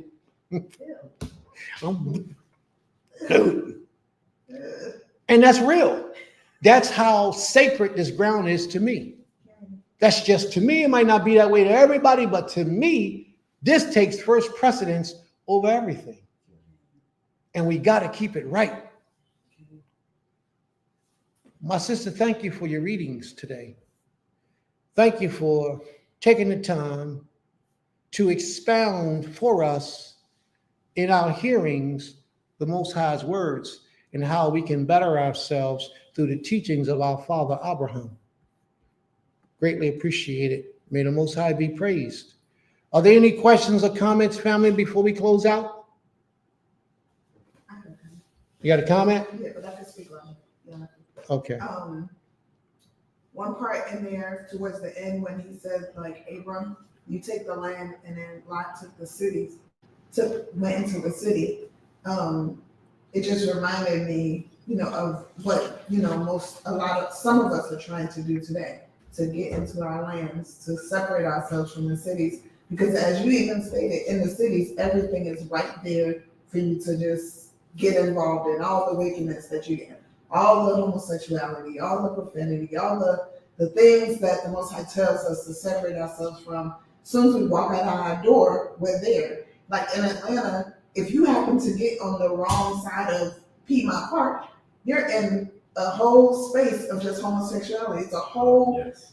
street that's for them, and you get like that spirit that comes about you. You know, when you're in the midst of this, like sometimes you can't even shake it off of you. So part of what I heard today too was just like the whole just when we remove ourselves, even if we can't completely just separate ourselves and go to land, but getting to the outskirts of the cities. You know what I'm saying? Like separate yourself from there.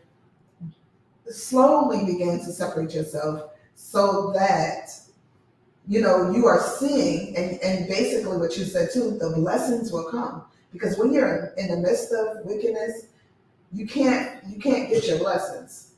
It's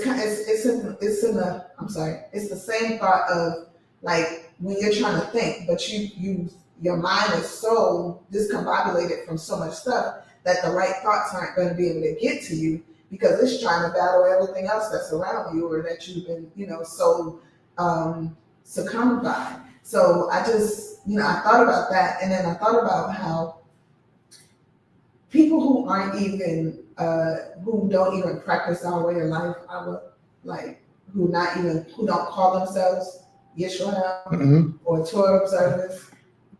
The one thing that always resonates from everybody's mouth when they come through our gates on Beulah land is the one thing they tell me as soon as they get here, it's like as soon as I crossed over into your gates, I felt a state of peace. And I can only give credit to the Creator for that, because that's all the Most High there. The Most High is allowing people to feel the peace, to feel the calmness, and I remember when we first purchased this land, the first thing you did is kneel down and give your prayer and your gratefulness and everything to the Creator for this land and ask the Most High to bless this land. And so I think that's one of the biggest things too. We saw that in Abraham, where before he laid his head down, he erected an altar for the Creator. He gave the Most High his first dues first and foremost, before he gave himself any kind of type of pleasure in that space. And so I think, that's the lesson for me today, is always just, giving the Most High his credit wherever we are, but especially when we know that the Most High has blessed us and separated us, making sure that the Most High knows he gets credit first and foremost. He gets all the credit, truly, because we didn't have to have it. And I like the beauty in the end where once Lot left, the Most High said, open your eyes and see everything that you can see is yours. Like that had to be amazing to have that feeling of just seeing so much out there that you can't even touch it. You can't even walk on that. And to have been blessed by that blessed with that from the Most High. And I know a lot of it came from his own love and admiration and loyalty to the Creator. So, that's just another lesson too of how loyal and how much do we love, do we serve, do we honor the Most High first and foremost for our blessings to be, in that manner. So, that's it. All right. May the Most High be praised. Toda Rabbah. A lot of people don't understand, but when you are around the cities, the spirit is strong. The negative spiritual energy is strong. It is. It really is. When you are around, man, when I go home to Philly, I can't wait to get back here.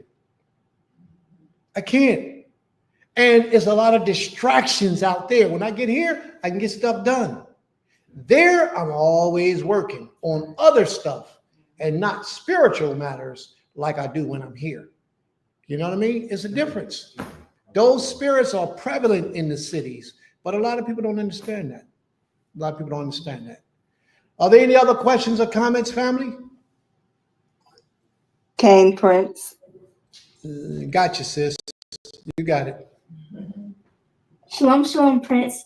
I'm Sasha Dura Ernest's niece, and I just want to say that I really like your teachings, your classes, and like every time when we're reading a story in the Bible or just talking about it in general, I like it how you explain it because every time when you explain it, I'm able to get it better and understand it, because it's like you're explaining it for all ages, so not just for the adults and older manners or other manners. And I like the way how you make it funny every time you're saying something. It always makes me cracks up. Oh, thank you. Thank you. What's your name again? Sasha. Tasha? Sasha. Thasha. How old are you, Thasha? I'm 13 years old. 13. May the Most High be praised. Keep on listening in, Sister Thasha. Keep Wabati Thasha. Keep on listening in. All right? May the Most High be with you. Sorry. I could tell you related to Sister Anit. Very intelligent. All right. May the Most High be praised. All right. Anyone else? Well, that was a compliment, boy. I like that one. Man, we're going to have Sister Thasha say something every time we close out. She going to come in and say something to encourage us. Matter of fact, when we start up, she could say something. Go ahead, Sister Thasha. Anyone else? Anyone else want to say anything about the lesson, what they might have learned, what they got out of it, how they can change, how it helped to change their lives, whatever it is. May the Most High be praised. Okay, definitely a great lesson. Okay. It was definitely a great lesson.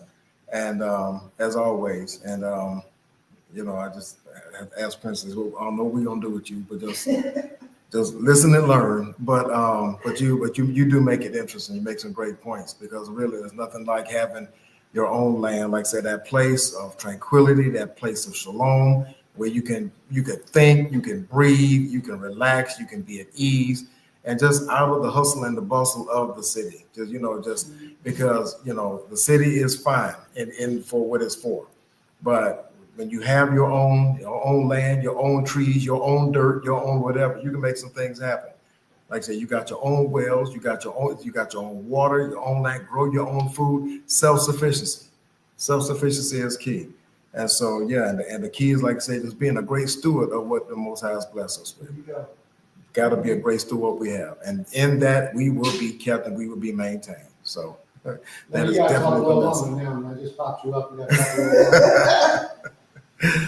Yeah, that's definitely a great lesson, and that's one of the things that even my takeaways from yesterday, from being able to tag teaming and getting that tree down, looking at all the wood that we have now.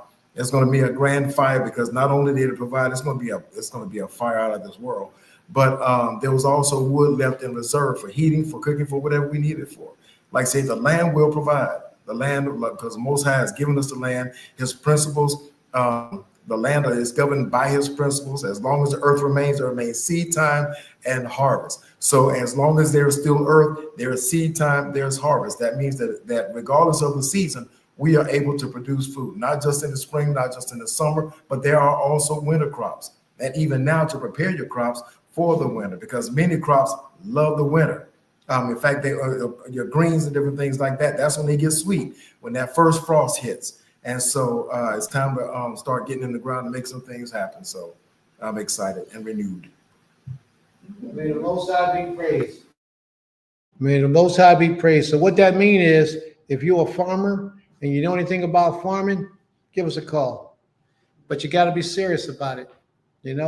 Somebody that come here to live and really want to farm.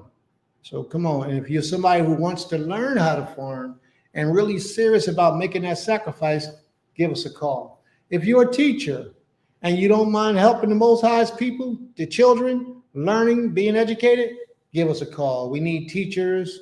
We need administrators. We need everything we got, everything we can have. But one thing I noticed is that everybody didn't share the page. We don't have 1,400 shares. So therefore, that shows me that everybody didn't share the page. We don't have 1,400 likes. Therefore, that shows me that everybody didn't like the page. Come on, y'all. If you like it, give it a thumbs up, ring the bell, and share it to your social media outlet, all 29 of them, because you got about 29 different pages opened up. And subscribe if you do. And subscribe. Absolutely. All right. And here's Mr. Otter again telling me he gonna give me a call. He told me that last week. Didn't he say that last week? And the week before that, and 2 weeks before that, Mr. Otter say that every week and never call. I'm gonna get your number from my brother Prince and give you. I ain't heard from him yet. Yeah, I'll put you on blast, bro. That's right. What's YKTV? What's that? You know that that voice? I don't know. Oh, you know the vibe? Okay. Well, I got to get down with that new slang. I don't be knowing all that stuff. I got to learn that cool stuff. See, I ain't cool. I'm corny. I don't be knowing all that stuff. Yeah, I be trying to keep up with y'all, but it's hard sometimes. YKTV. That sound like that man got a broadcasting channel. YKTV. He cracking up. May the Most High be praised. Any questions or comments, family, before we close out? It's about that time. Any questions or comments? I thank you all for coming in, for listening in, for staying with us, and those who were here for the duration since the beginning. It's very important that you come early because you miss a lot of things. You miss a lot of things. Well, you my elder. I should be calling you elder, Mr. Otter. I'm 39 3/4. I should be calling you Mr. Otter. I should be calling you elder. Zakane. He talking about get with it. You my elder.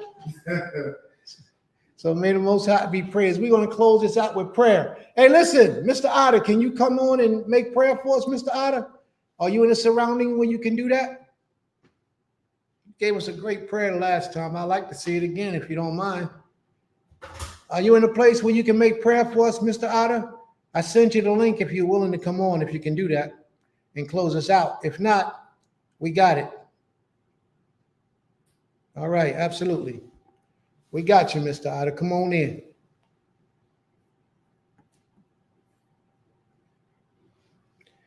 So we're waiting for Mr. Otter to show up, y'all. We're going to get in position and get ready.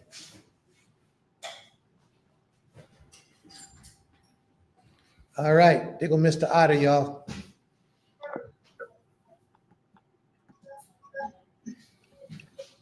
Can you hear me? Yep, you got it, Mr. Otter. Hold on, let me blow your shofar.